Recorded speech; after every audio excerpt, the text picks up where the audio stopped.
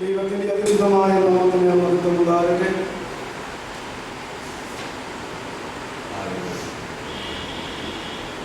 സ്നേഹമുള്ള ബഹുമാനമുള്ള എല്ലാ ദൈവദാസന്മാർക്കും, സ്നേഹിക്കപ്പെട്ട എല്ലാ ദൈവമക്കൾക്കും കർത്താവായ യേശുക്രിസ്തുവിന്റെ നാമത്തിൽ സ്നേഹവന്ദനം പറയുന്നു. കഴിഞ്ഞ ദിവസം നമ്മൾ ചിന്തിച്ച് തുടങ്ങിയത് ന്യായവിധിയെ സംബന്ധിച്ചാണ്. പുതിയ നിയമത്തിൽ ആകെ 7 ന്യായവിധികളെ കുറിച്ച് രേഖപ്പെടുത്തിയിട്ടുണ്ട് എന്ന് നമ്മൾ ചിന്തിച്ചു കഴിഞ്ഞു.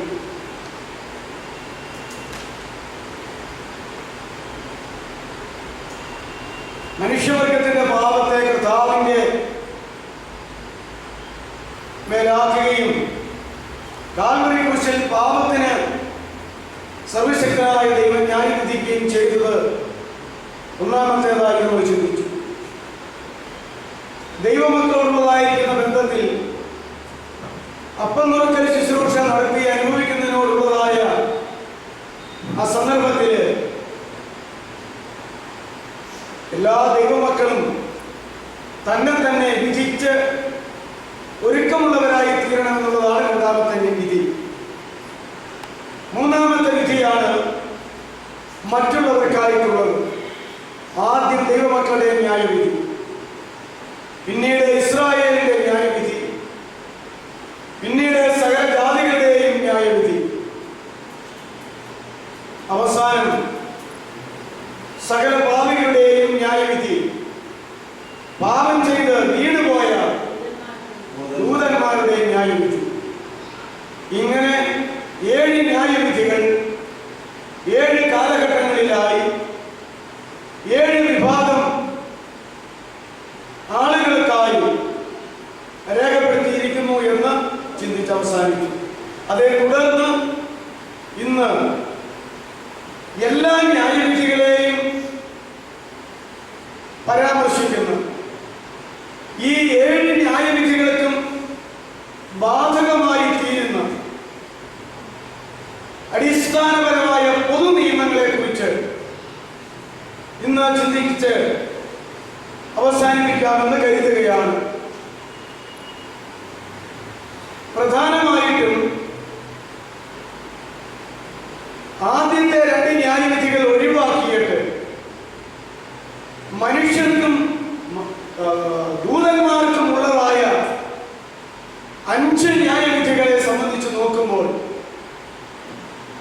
ആ 5 ന്യായവിധികൾക്കാണ് 100% ഇന്ന് ചിന്തിക്കുന്നതായ ആ ന്യായവിധിയുടെ നിയമങ്ങൾ ബാധകമായി തീരുന്നത് എന്ന് കാണുവാൻ കഴിയും.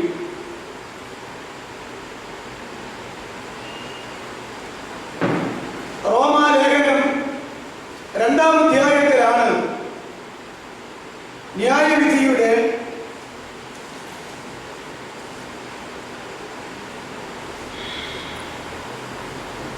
പൊതുവായിട്ടുള്ള 6 നിയമങ്ങളെ കുറിച്ച് രേഖപ്പെടുത്തിയിരിക്കുന്നത്. റോമാലേഖനം 1-ാം അധ്യായത്തിൽ അപ്പോസ്തലനായ പൗലോസ് പറയുന്നത് സർവശക്തനായ ദൈവത്തെ ഈ ലോകത്തിലുള്ള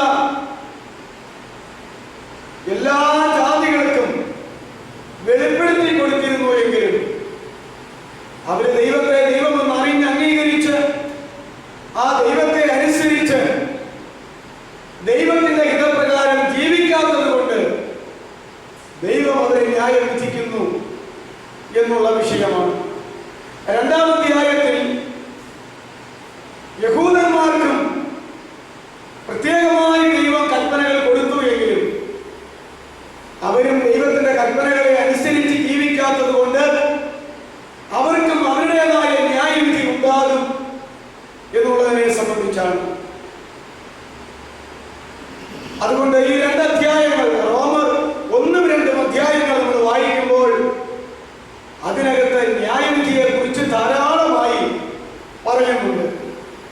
അതിൽ 2ാം അധ്യായത്തിന്റെ 2 മുതൽ 12 വരെയുള്ളതായ വേദഭാഗത്ത്, റോമാലേഖനം 2ാം അധ്യായം 2 മുതൽ 12 വരെയുള്ളതായ വേദഭാഗത്താണ് നാം ഇപ്പോൾ ചിന്തിക്കുന്ന ന്യായവിധിയുടെ പൊതുവായ 6 നിയമങ്ങൾ രേഖപ്പെടുത്തിയിരിക്കുന്നത്. അതിലെ 1 റോമാലേഖനം 2:2 വായിക്കാം. എന്നാൽ പ്രവർത്തിക്കുന്നവരുടെ നേരെ ദൈവത്തിന്റെ വിധി സത്യാനുസൃതമായിരിക്കുന്നു എന്ന് നാം അറിയുന്നു. ദൈവത്തിന്റെ ന്യായവിധി പാപങ്ങളും തിന്മകളും പ്രവർത്തിക്കുന്നവരുടെ നേരെ സത്യാനുസരണമായിരിക്കും എന്ന് രേഖപ്പെടുത്തിയിരിക്കുന്നു. അതുകൊണ്ട് 1ാമത്തെ പൊതുവായ നിയമം, ദൈവത്തിന്റെ ന്യായവിധി എപ്പോഴായിരുന്നാലും, ആർക്കു വേണ്ടി ആയിരുന്നാലും, എവിടെ വെച്ചായിരുന്നാലും അത് 100% സത്യാനുസരണമായിരിക്കും. ആ ഒരൊറ്റ പൊതുവായ നിയമം വെച്ച് നാം നമ്മെ തന്നെ പരിശോധിക്കുമ്പോൾ നമ്മുടെ ജീവിതം, നമ്മുടെ പ്രവർത്തനം, നമ്മുടെ വികാര വിചാരങ്ങൾ, ആലോചന ചിന്തകൾ, സംസാരങ്ങൾ, പ്രവർത്തനങ്ങൾ, ശുശ്രൂഷകൾ, ജീവിതങ്ങൾ എല്ലാം ഇതിന് ന്യായവിധി ഉണ്ടല്ലോ. അപ്പോ അത് സത്യാനുസരണം, സത്യത്തിന് ചേർന്നതല്ലെങ്കിൽ, അസത്യത്തിന്റെ എന്തെങ്കിലും കണികകൾ അതിലുണ്ടെങ്കിൽ, സത്യാനുസരണമായിട്ടുള്ള ന്യായവിധിയുടെ മുമ്പിൽ സത്യമില്ലാത്തവരെല്ലാം പരാജയപ്പെട്ടു. അതുകൊണ്ട് പ്രവർത്തിക്കുന്നവരുടെ നേരെ ദൈവത്തിന്റെ ന്യായവിധി സത്യാനുസരണമുള്ളതായിരിക്കും എന്നാണ് നമ്മൾ മനസ്സിലാക്കേണ്ടത്. ലോകത്തിലുള്ള മനുഷ്യവർഗത്തിന്റെ ചരിത്രം നോക്കിയാൽ, മനുഷ്യവർഗത്തിന്റെ കാര്യം വിട്ടിട്ട് ക്രിസ്ത്യാനികളുടെ ചരിത്രം നോക്കിയാൽ, ആകെയുള്ള ക്രിസ്ത്യാനികളുടെ ചരിത്രം വിട്ടിട്ട് ദൈവത്തോട് ഏറ്റവും അടുത്ത് ആയിരിക്കുന്നു, ജീവിക്കുന്നു എന്ന് അഭിമാനിക്കുന്ന ദൈവമക്കൾ എന്ന് പറയപ്പെടുന്നവരുടെ ചരിത്രം നോക്കിയാൽ എത്രത്തോളം സമസ്ത വിഷയങ്ങളിലും ആ സത്യമുണ്ട് എന്ന് നമുക്ക് കാണുവാനായിട്ട് കഴിയും.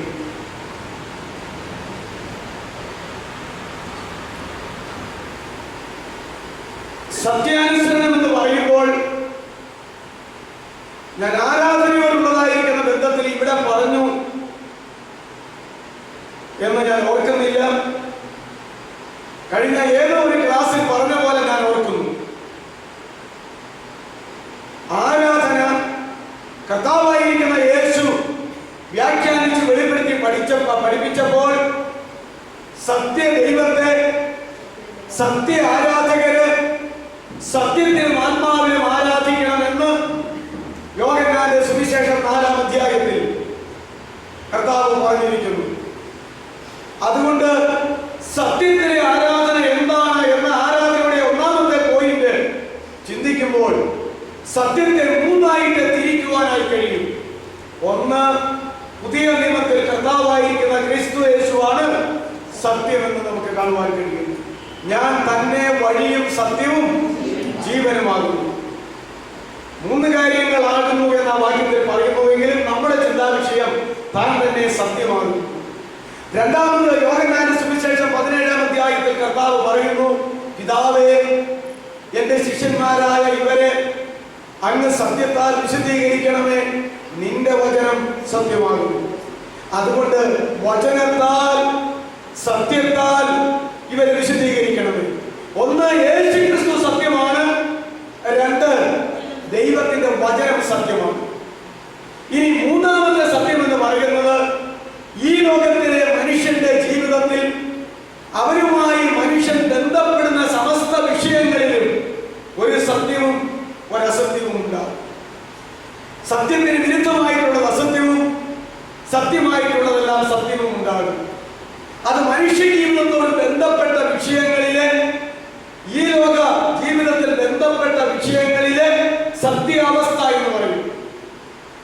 അതുകൊണ്ട് സത്യത്തിന് 3 വ്യാഖ്യാനങ്ങളുണ്ട്.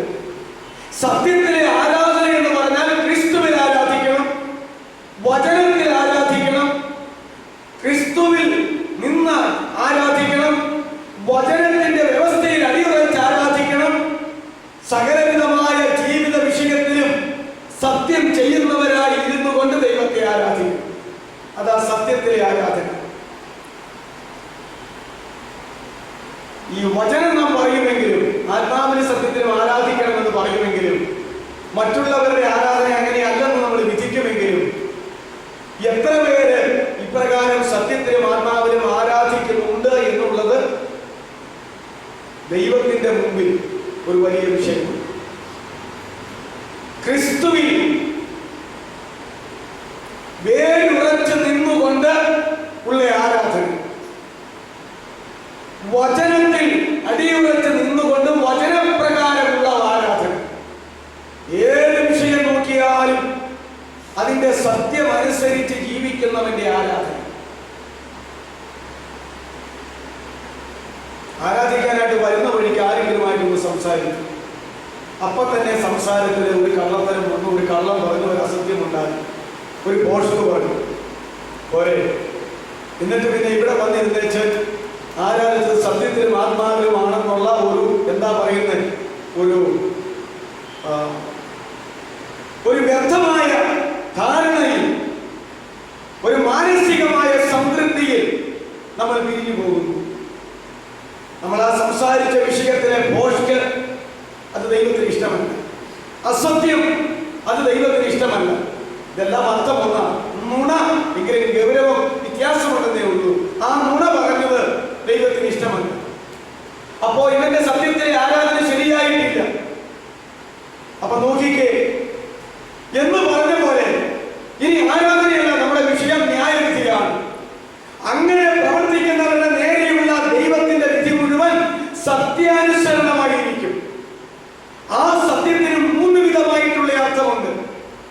1 ദൈവികമായ സത്യം, 2 മാനുഷികമായ സത്യം, 3 വചനപരമായിട്ടുള്ള സത്യം.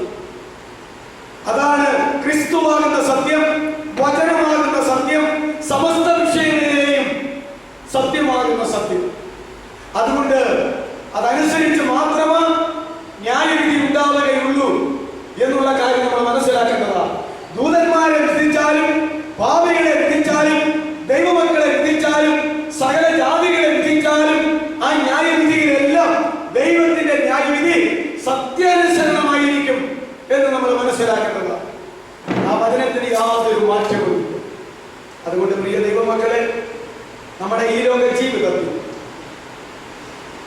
സത്യാനുസരണമുള്ള ഒരു ന്യായവിധിയെ നാം അഭിമുഖീകരിക്കാൻ ഇരിക്കുന്നത് കൊണ്ട് നുണകളും അസത്യങ്ങളും വ്യാജങ്ങളും ഫോഷ്കുകളും എല്ലാം ആ ന്യായവിധികൾ തകർന്ന തരിപ്പണമായി പോയിട്ട് സത്യം മാത്രം നിലനിൽക്കുമ്പോൾ നമ്മുടെ അവസ്ഥ എന്തായിരിക്കും? നാം ജയിക്കുമോ, നാം പരാജയപ്പെടുമോ എന്ന് അതിന് പ്രത്യേകിച്ച് ഇനി ആരോടും പോയി ചോദിക്കാനില്ല.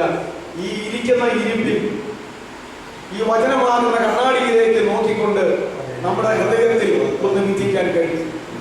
പരാജയപ്പെടുമെന്ന ഒരു ഭീതി ഉണ്ടെങ്കിൽ നമ്മുടെ ജീവിതത്തിന് തകരാറുണ്ട് എന്ന് മനസ്സിലാക്കിക്കൊണ്ട് നമ്മുടെ ഹൃദയത്തെ എത്രയും വേഗം ദൈവവുമായിട്ടുള്ള ബന്ധത്തിൽ ശരിപ്പെടുത്തി പ്രായീണത്തോടെയായിരുന്നാൽ മതിയാകും.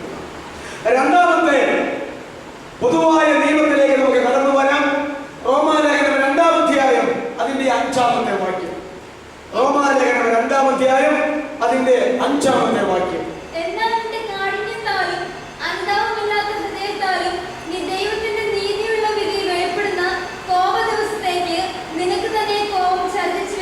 ഒന്നുകൂടെ വായിച്ചേ, നിർത്തി. എന്നാൽ നിന്റെ കാഠിന്യത്താലും, ഹൃദയ കാഠിന്യത്താലും, അനുതാപമേ വന്നിട്ടില്ലാത്ത ഹൃദയത്താലും ഏത് മനുഷ്യനും പാപം ചെയ്താൽ ദൈവത്തിന്റെ പരിശുദ്ധാത്മാവ് കൊടുക്കുന്ന പാപബോധം, ന്യായവിധി ബോധം, നീതിബോധം മുഖാന്തരമായി അനുതപിച്ചാൽ ദൈവം ക്ഷമിക്കാത്ത എന്തെങ്കിലും പാപമുണ്ടോ? ഇല്ല. എന്നാൽ ഇവിടെ പറയുമ്പോൾ അനുഗമിക്കാനേ കഴിയാതിരിക്കുന്ന ആളുകളെ സംബന്ധിച്ചാണ് പറയുന്നത്. ദാവീദ് പോലും താനൊരു വ്യഭിചാരം ചെയ്തിട്ട് അതേ തുടർന്ന് ഒരു കൊലപാതകം ചെയ്തിട്ട് ഏറെക്കാലം ആ രണ്ട് ഗൗരവമായ പാപത്തെ കുറിച്ച് ലവലേശം അനുതാപമില്ലാത്തവരായിരുന്നു എന്ന് നാം മനസ്സിലാക്കുന്നു. അന്നേരം തന്റെ വിചാരം താൻ അങ്ങനെ തന്നെയാണ്, താൻ ദൈവത്തിന്റെ പ്രവാചകനാണ്. അപ്പോഴും താൻ സമസ്ത ഇസ്രായേലിന്റെയും രണ്ടാമത്തെ രാജാവാണ്. എന്നാൽ അവൻ അനുതാപമില്ലാതെയിരുന്നു. അതുകൊണ്ടാണ് ഇപ്രകാരം പറയാൻ ഇടയായത്. ഒന്നുകൂടെ വായിച്ച വാക്യം, നിന്റെ കാഠിന്യത്താലും അനുതാപമില്ലാത്ത ഹൃദയത്താലും നീ ദൈവത്തിന്റെ നീതിയുള്ള വിധി വെളിപ്പെടുന്ന കോപ ദിവസത്തേക്ക് നിനക്ക് തന്നെ കോപം ചരടിച്ചു വെക്കുന്നു. നിനക്ക് തന്നെ കോപം ചരടിച്ചു വെക്കുന്നു. ചരടിച്ചു വെക്കുക എന്ന് പറഞ്ഞാൽ എന്താ പറയുന്നത്? ശേഖരിച്ചു വെക്കുക, സമ്പാദിച്ചു വെക്കുക എന്നൊക്കെ അർത്ഥം. മറ്റൊരു സ്ഥലത്ത് പറയുന്നുണ്ട്, മക്കൾ മാതാപിതാക്കൾക്കല്ല, മാതാപിതാക്കൾ മക്കൾക്ക് ചരടിച്ചു വെക്കേണ്ടത്. പൗലോസ് അപ്പോസ്തലൻ പറയുക, മക്കൾ മാതാപിതാക്കൾക്കല്ല, മാതാപിതാക്കളാണ് ഈ ലോകത്തിൽ മക്കൾക്ക് വേണ്ടി കരുതി വെക്കേണ്ടത്. എല്ലാ കാര്യങ്ങളും ചരടിച്ചു വെക്കേണ്ടത്. അത് സമ്പാദിച്ചു വെക്കുക, കരുതി വെക്കുക, കൂട്ടി വെക്കുക, ശേഖരിച്ചു വെക്കുക എന്നെല്ലാം മലയാളത്തിൽ അർത്ഥമുണ്ട്. അതുകൊണ്ട് ദൈവത്തിന്റെ കോപ ദിവസത്തേക്ക് നീ എന്ത് ചെയ്തുകൊണ്ടിരിക്കുന്നു? ന്യായവിധി ചരടിച്ചു വെച്ചുകൊണ്ടിരിക്കുന്നു. പോകട്ടെ, നമ്മുടെ വിഷയമല്ല. ദൈവത്തിന്റെ ന്യായവിധി നീതിയുള്ള ന്യായവിധിയാണ്. നീതിയുള്ള ന്യായവിധിയാണ്. പ്രിയ ദൈവമക്കളെ, വാത്സല്യ സഹോദരങ്ങളെ, മതമണ്ഡലത്തിൽ സത്യമോ നീതിയോ ഇല്ല. രാഷ്ട്രീയ മണ്ഡലങ്ങളിൽ സത്യമോ നീതിയോ ഇല്ല. ഏറ്റവും ആത്മീകമായി ഉന്നതാവസ്ഥയിൽ നിൽക്കുന്ന ദൈവസഭകളിലും സത്യമോ നീതിയോ ഇല്ലാത്ത ഒരു കാലഘട്ടത്തേക്ക് നാം കടന്നു വന്നിരിക്കുകയാണ്. അതെവിടെ നോക്കിയാൽ കാണുമെന്ന് അറിയത്തില്ല. ആരെങ്കിലും ചുരുക്കം ആളുകളിൽ അത് കണ്ടേക്കാം. അവര് ഒരു സ്ഥലത്തും അറിയപ്പെടുന്നവരുമായിരിക്കത്തില്ല. സത്യവും നീതിയും കൈവശമുള്ളവര് ലോകത്തിൽ അറിയപ്പെടാൻ വളരെ ബുദ്ധിമുട്ടാണ്. അഥവാ അറിയപ്പെട്ടാലും അത് തിന്മയുടെ ഭാഗത്ത് അവർ അറിയപ്പെടുന്നു. കർത്താവായിരിക്കുന്ന യേശു സത്യമാണല്ലോ, നീതിയാണല്ലോ. ഇനി ഏത് വിഷയമെടുത്താലും താൻ അത് തന്നെയാണല്ലോ. അവൻ വഴിയാണല്ലോ, സത്യമാണല്ലോ, ജീവനാണല്ലോ, വെളിച്ചമാണല്ലോ, എല്ലാം ആകുന്നു. പക്ഷേ കർത്താവായിരിക്കുന്ന യേശുവിനെ റോമാ സാമ്രാജ്യത്തിൽ ആരറിഞ്ഞു? കർത്താവായിരിക്കുന്ന യേശുവിനെ യഹൂദ സമുദായത്തിൽ ആരംഗീകരിച്ചു? അംഗീകരിച്ചില്ല എന്നുള്ളത് ഒരു വിഷയമാണ്. അതുകൊണ്ട് സത്യവും നീതിയും ഉള്ളവരെ ലോകം അറിയാനും അംഗീകരിക്കാനും വളരെ ബുദ്ധിമുട്ടുണ്ടായി നമ്മൾ മനസ്സിലാക്കേണ്ടതാണ്. എന്നാൽ അതില്ലാത്തവരെ ലോകത്തിന് അംഗീകരിക്കാൻ വളരെ എളുപ്പമാണ്. കർത്താവ് തന്നെ പറഞ്ഞു, ലോകം നിങ്ങളെ പകയ്ക്കുന്നു എങ്കിൽ നിങ്ങൾ മനസ്സിലാക്കേണ്ടത് നിങ്ങൾക്ക് മുമ്പേ ലോകം എന്നെ പകച്ചു എന്നുള്ളതാണ്. തന്റെ ശിഷ്യന്മാരോട് പറയുക, നിങ്ങൾ ലോകക്കാരായിരുന്നുവെങ്കിൽ ലോകം നിങ്ങളെ പകയ്ക്കുമായിരുന്നില്ല. എന്നാൽ നിങ്ങളെ ലോകത്തിൽ നിന്ന് ഞാൻ തെരഞ്ഞെടുത്തത് കൊണ്ട്, നിങ്ങൾ എനിക്ക് പിതാവിനുള്ളവരായി തീർന്നത് കൊണ്ട് ലോകം നിങ്ങളെ പകയ്ക്കും. നിങ്ങൾ അതിൽ വിഷമിക്കേണ്ട, എന്നെ അതിനു മുമ്പേ പകച്ചതാണ്. ഇതല്ലേ കർത്താവ് വളരെ വ്യക്തമായിട്ട് പറഞ്ഞത്. അതുകൊണ്ട് ദൈവത്തിന്റെ ന്യായവിധി നീതിയായിട്ടുള്ള ന്യായവിധിയാണ് എന്ന് നമ്മൾ മനസ്സിലാക്കേണ്ടതാണ്. അനീതിക്ക് ദൈവവുമായി യാതൊരു ബന്ധവുമില്ല. അസത്യത്തിന് ദൈവവുമായി യാതൊരു ബന്ധവുമില്ല. നീതിയും അനീതിയും, സത്യവും അസത്യവും. വെളിപ്പാട് പുസ്തകം 14-ാം അധ്യായത്തിൽ സിയോൻ മലയിൽ നിൽക്കുന്ന 144,000 വിശുദ്ധന്മാരുടെ ചരിത്രം വെളിപ്പാട് പുസ്തകം 14-ാം അധ്യായത്തിന്റെ 1 മുതൽ 5 വരെയുള്ള വേദഭാഗത്ത് വായിക്കുമ്പോൾ അവര് നിഷ്കളങ്കരും അവരുടെ വായിൽ ദോഷമില്ലാതിരിക്കുന്നവരും ആയിരുന്നു എന്നവിടെ വായിക്കുന്നുണ്ട്. അതുകൊണ്ട് ദൈവത്തിന്റെ ന്യായവിധി നീതി അനുസരിച്ച് മാത്രമാണ് എന്ന് നമ്മൾ മനസ്സിലാക്കേണ്ടതാണ്. നാം ജനിച്ചു വളർന്ന് ജീവിക്കുന്ന മതമണ്ഡലങ്ങളിൽ നീതി കിട്ടാതെ നമ്മൾ വിഷമിച്ചിട്ടുണ്ടെങ്കിൽ ഇനി വിഷമിക്കേണ്ട കാര്യമില്ല. നീതിയുള്ള നമ്മെ ന്യായം വിധിച്ച ന്യായാധിപനെയും നമുക്ക് സാക്ഷി പറഞ്ഞ സാക്ഷികളെയും വാദികളെയും പ്രതികളെയും സാക്ഷികളെയും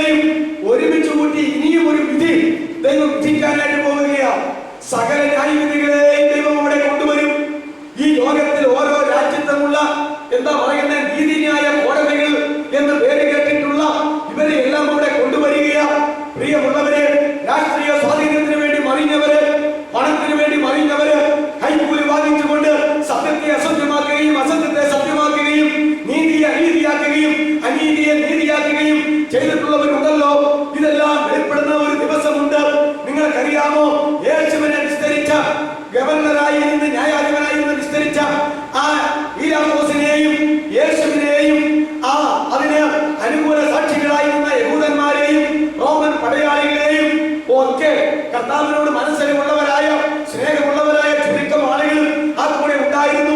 ചില രോഗസൗഖ്യം കിട്ടിയവരും ചില അത്ഭുത സൗഖ്യങ്ങൾ നന്മകളും അനുഗ്രഹങ്ങളും കിട്ടിയവരും ഒക്കെ അവിടെ ഉണ്ടായിരുന്നു. ഇവരെ എല്ലാം നിർത്തിക്കൊണ്ട് ഇനിയും ദൈവം വിധിക്കാനായിട്ട് പോവുകയാണ്. നിങ്ങൾക്കറിയാമോ, സ്നാപക യോഹന്നാന്റെ തലവെട്ടിച്ച ഹെരോദ രാജാവിനെയും അതിനെ പ്രേരിപ്പിച്ച ഹെരോദിയെയും നൃത്തം ചെയ്ത് ആനന്ദിപ്പിച്ച് വാഗ്ദാനം പ്രാപിച്ച ശലോമിയെയും വെട്ടാൻ പോയ പടയാളികളെയും സ്നാപക യോഹന്നാനെയും ഇനിയും ഒരിക്കൽ കൂടെ നിർത്തി ദൈവം ന്യായം വിധിക്കുമെന്ന് അറിയേണ്ടതാ. അതുകൊണ്ട് സകല ആളുകളെയും സകല വിഷയത്തെയും ഇനിയും ന്യായവിധിയുണ്ട്. ദൈവമക്കൾ എന്ന് പറയുന്നവരുടെ ന്യായം വിധിക്കാൻ 7 കൊല്ലക്കാലം ഉണ്ടെന്ന് കണക്കുകൾ ഉദ്ധരിച്ചുകൊണ്ട് വചനത്തിൽ രേഖപ്പെടുത്തിയിരിക്കുന്നു. അങ്ങനെയാകുന്നുവെങ്കിൽ സമസ്ത ബാധികളുടെയും കായിൽ മുതൽ അവസാനത്തെ ഭാവി വരെയുള്ള ദുഷ്ടന്റെ ന്യായം വിധിക്കുവാൻ എത്ര കാലമുണ്ടെന്ന് വചനത്തിൽ വെളിപ്പെടുത്തിയിട്ടില്ല. മാലാഖമാരെ വീടുപോയ ദൂതന്മാരെ വിധിക്കുവാൻ എത്ര സമയം വേണമെന്ന് ഇത് വചനത്തിനകത്ത് രേഖപ്പെടുത്തിയിട്ടില്ല. കഴുത്തിന്റെ സിംഹാസനത്തിൽ ഇരുന്നുകൊണ്ട് സകല ജാതികളെയും ന്യായം വിധിക്കുവാൻ എത്ര സമയം വേണമെന്ന് പറഞ്ഞിട്ടില്ല. ഒരു കാര്യം പറഞ്ഞിട്ടുണ്ട്, ഈ ദൈവമക്കൾ എന്ന് പറയുന്നവര് പെന്തക്കോസ്തിൽ ആരംഭിച്ച ക്രിസ്ത്യാനികളുടെ കൂട്ടത്തിൽ ദൈവസഭയുടെ ആരംഭത്തിൽ അന്ന് മുതൽ കർത്താവായിരിക്കുന്ന യേശുവിന്റെ മധ്യാകാശ വരവ് വരെയുമുള്ള ഈ കൃപാകാലത്ത് സഭായുഗത്തിൽ പരിശുദ്ധാത്മ യുഗത്തിൽ ജീവിച്ച് മരിച്ച് കടന്നുപോയിട്ടുള്ള ആളുകളെ മാത്രം ന്യായവിധിക്ക് 7 കൊല്ലക്കാലം വേണമെന്ന് വളരെ വ്യക്തമായി രേഖപ്പെടുത്തിയിട്ടുണ്ട്. കാരണം ദൈവമക്കൾ എടുത്തുകൊള്ളപ്പെട്ടാൽ ഇവിടെ എതിർ ക്രിസ്തു ഭരണഭാരമേൽക്കുകയാണ്. Anti Christ ഭരിക്കുകയാണ്. അവന്റെ ഭരണം 3.5-7 കൊല്ലമാണെന്ന് വ്യക്തമായി പ്രവചനത്തിലും അനേക സ്ഥലങ്ങളിലും പറഞ്ഞിട്ടുണ്ട്. അതുകൊണ്ട് അവന്റെ 7 കൊല്ലം എത്തി നിൽക്കുന്ന സാഹചര്യത്തിൽ അവനെ തച്ചുടച്ചുകൊണ്ട് 1000 ആണ്ട് വാഴ്ചയ്ക്ക് വേണ്ടി രാജാവായി കർത്താവും തന്റെ കാന്തയും കൂടെ ലോകത്തിലേക്ക് വരുമെന്നും ഒലിവുമലയിൽ വന്നിറങ്ങുമെന്നും വളരെ വ്യക്തമായി രേഖപ്പെടുത്തിയിട്ടുണ്ട്. അങ്ങനെ കണക്കുകൾ ഉദ്ധരിച്ചുകൊണ്ട് ഈ കാലഘട്ടമാണ് പ്രതിഫലത്തിന്റെ ന്യായാസനം സ്വർഗ്ഗത്തിൽ ഒരുക്കപ്പെടുന്നത്. ഓരോ വ്യക്തിയുടെയും രക്ഷിക്കപ്പെട്ട അന്ന് മുതൽ മരിച്ച അന്ന് വരെ അല്ലെങ്കിൽ രൂപാന്തരപ്പെട്ട ആ നിമിഷം വരെ അവന്റെ ശുശ്രൂഷ, അവന്റെ ജീവിതം, അവന്റെ വികാരം, അവന്റെ വിചാരം, അവന്റെ ഇച്ഛ, അവന്റെ സംസാരം, അവന്റെ പ്രവർത്തനം, അവന്റെ പ്രവർത്തനങ്ങളെല്ലാം പ്രവൃത്തികളെല്ലാം ന്യായം വിധിപ്പാൻ 7 കൊല്ലക്കാലം വേണമെങ്കിൽ മറ്റുള്ളവരുടെ ന്യായവിധി എത്ര ഭയാനകമായിരിക്കുമെന്ന് ദൈവത്തിന്റെ ആത്മാവ് വെളിപ്പെടുത്തിയിട്ടുണ്ട്. പത്രോസ് അപ്പോസ്തലൻ പറയുക, എന്താ പറഞ്ഞത്? ന്യായവിധി ദൈവഗൃഹത്തിൽ ആരംഭിപ്പാൻ സമയമായല്ലോ. അത് നമ്മിൽ തുടങ്ങിയാൽ ദൈവത്തെ അനുസരിക്കാത്ത പാപിയുടെയും അഭക്തന്റെയും ഗതി എന്താകും? അത് പറയാൻ വാചകങ്ങളില്ല എന്നാ പറഞ്ഞിരിക്കുന്നത്. അതുകൊണ്ട് അവരുടെ ന്യായവിധിയെ കുറിച്ച് വിസ്തരിച്ചു കൊണ്ടിരിക്കുകയല്ല പത്രോസ് ചെയ്തത്. ദൈവമക്കൾ എന്ന് പറയുന്നവരുടെ, ക്രിസ്ത്യാനികൾ എന്ന് പറയുന്നവരുടെ ന്യായവിധിയുടെ ഗൗരവത്തെ കുറിച്ചാണ് പറഞ്ഞത്. എന്നാൽ നിങ്ങൾ ഓർത്തുകൊള്ളണം, ഈ ദൈവമക്കൾ എന്ന് പറയുന്നവര് നരകത്തിലേക്ക് പോകാതെ, പാതാളത്തിലേക്ക് പോകാതെ, നരകശിക്ഷാവിധി രക്ഷിക്കപ്പെട്ടതുകൊണ്ട് ഒഴിവാക്കപ്പെട്ടവരുമാണ്.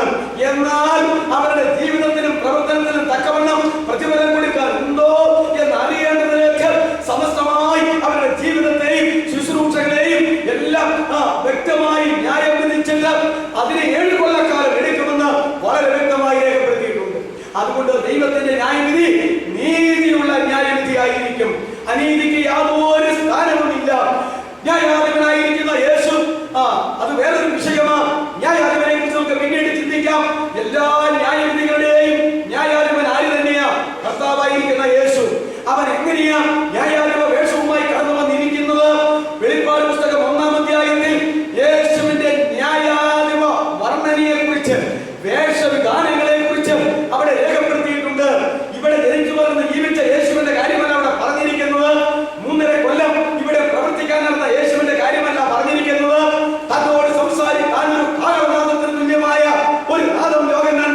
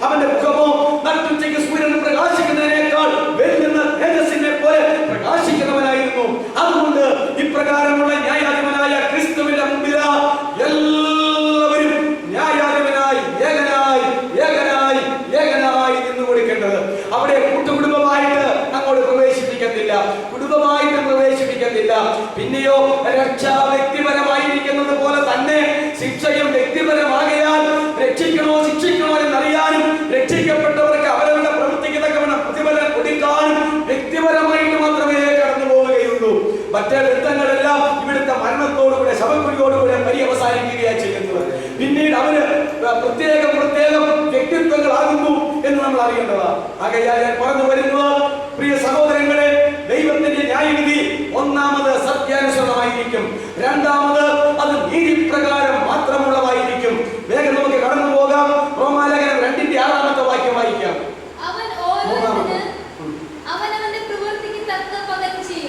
അവനവന്റെ പ്രവൃത്തിക്ക് തക്കവണ്ണം അവൻ പകരം ചെയ്യും.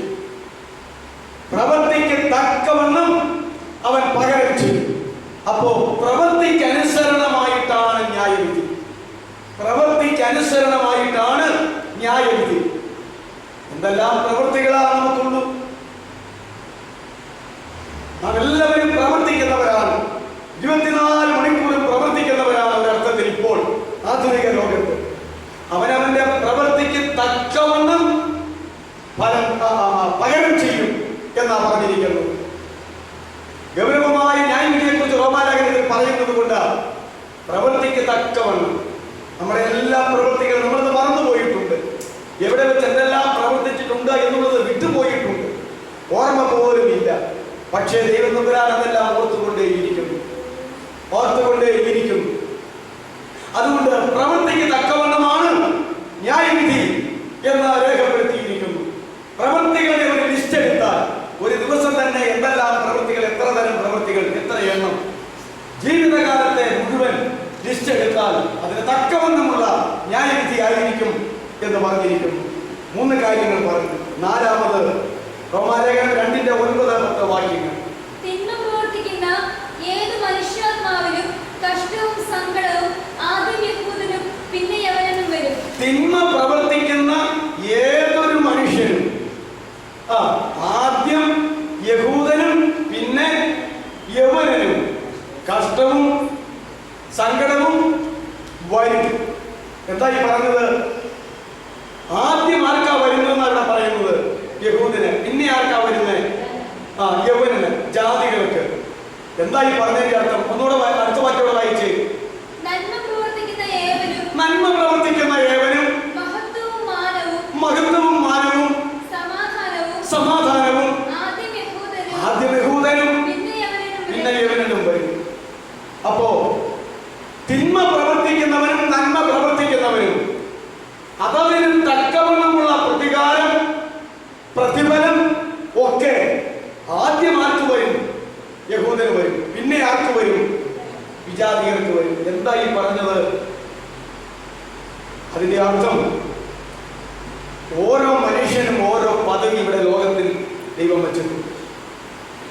ഓരോ മനുഷ്യനും ഓരോ പദവികളുണ്ട്. രാഷ്ട്രീയമാകട്ടെ, സാമുദായികമാകട്ടെ, ദൈവികമാകട്ടെ, മാനുഷികമാകട്ടെ, പദവികളുണ്ട്. ആ പദവിക്ക് തക്കവണ്ണമേ ന്യായവിധിയും പ്രതികാരവും നന്മയും തിന്മയുമൊക്കെ അടങ്ങുന്നുണ്ട്. ഒന്നാമത് ഞാൻ മനുഷ്യനാണ്. നിങ്ങൾ സമ്മതിക്കില്ലേ? ഒരു മനുഷ്യൻ എന്നുള്ള നിലയിൽ എനിക്ക് ന്യായവിധിയുണ്ട്. രണ്ടാമത് ഞാനൊരു പുരുഷനാണ്. ഒരു പുരുഷൻ എന്നുള്ള നിലയിൽ എനിക്ക് ന്യായവിധിയുണ്ട്. ഒരു പുരുഷൻ എന്നുള്ള നിലയിൽ എൻ്റെ ഭാര്യയോട് ഞാൻ എങ്ങനെ ജീവിച്ചു, മറ്റ് സ്ത്രീകളോട് ഞാൻ എങ്ങനെ ജീവിച്ചു, അതാ ഓരോരോ പദവികൾ. പിന്നെ ഞാനൊരു ഭർത്താവാണ്. അപ്പൊ ഭാര്യയോടുള്ള ബന്ധത്തിൽ എൻ്റെ ന്യായവിധി. അടുത്തത് ഞാനൊരു പിതാവാണ്, എനിക്ക് മക്കളുണ്ട്. ജനീക മക്കളുമുണ്ട്, ആത്മീക മക്കളുമുണ്ട്. ഇവരോടുള്ള ബന്ധത്തിൽ എനിക്ക് ന്യായവിധിയുണ്ട്. ഞാനൊരു പിതാവ് എന്നുള്ള നിലയിൽ. ഇതെല്ലാവർക്കും ഉള്ളതാണ്. ഞാൻ എന്നെ തന്നെ ഉദാഹരണം പറഞ്ഞത് മാത്രമേ ഉള്ളൂ. പിന്നെ സഭയിലെ ഒരു ശുശ്രൂഷകനാണ്, ഒരു ദൈവദാസനാണ്. ആ നിലയിൽ എനിക്ക് ന്യായവിധിയുണ്ട്. പിന്നെ എന്നേക്കാൾ ആരോഗ്യം കുറഞ്ഞവരുടെ മുമ്പിൽ ഞാൻ ആരോഗ്യവാനാണ്. എന്നേക്കാൾ വിദ്യാഭ്യാസം കുറഞ്ഞവരുടെ മുമ്പിൽ ഞാൻ വിദ്യാഭ്യാസമുള്ളവനാണ്. എന്നേക്കാൾ സൗന്ദര്യം കുറഞ്ഞവരുടെ മുമ്പിൽ ഞാൻ സൗന്ദര്യമുള്ളവനാണ്. അങ്ങനെ ഓരോരുത്തരും നമ്മളെക്കാൾ കുറഞ്ഞ കാര്യങ്ങൾ ലിസ്റ്റ് എടുത്താൽ അതിൽ നമ്മൾ മികച്ചു നിൽക്കുകയാണ്. ഇങ്ങനെയുള്ള സമസ്ത പദവികളും വെച്ച് ദൈവം നമ്മെ ന്യായം വിധിക്കും. അതാ പറഞ്ഞത്.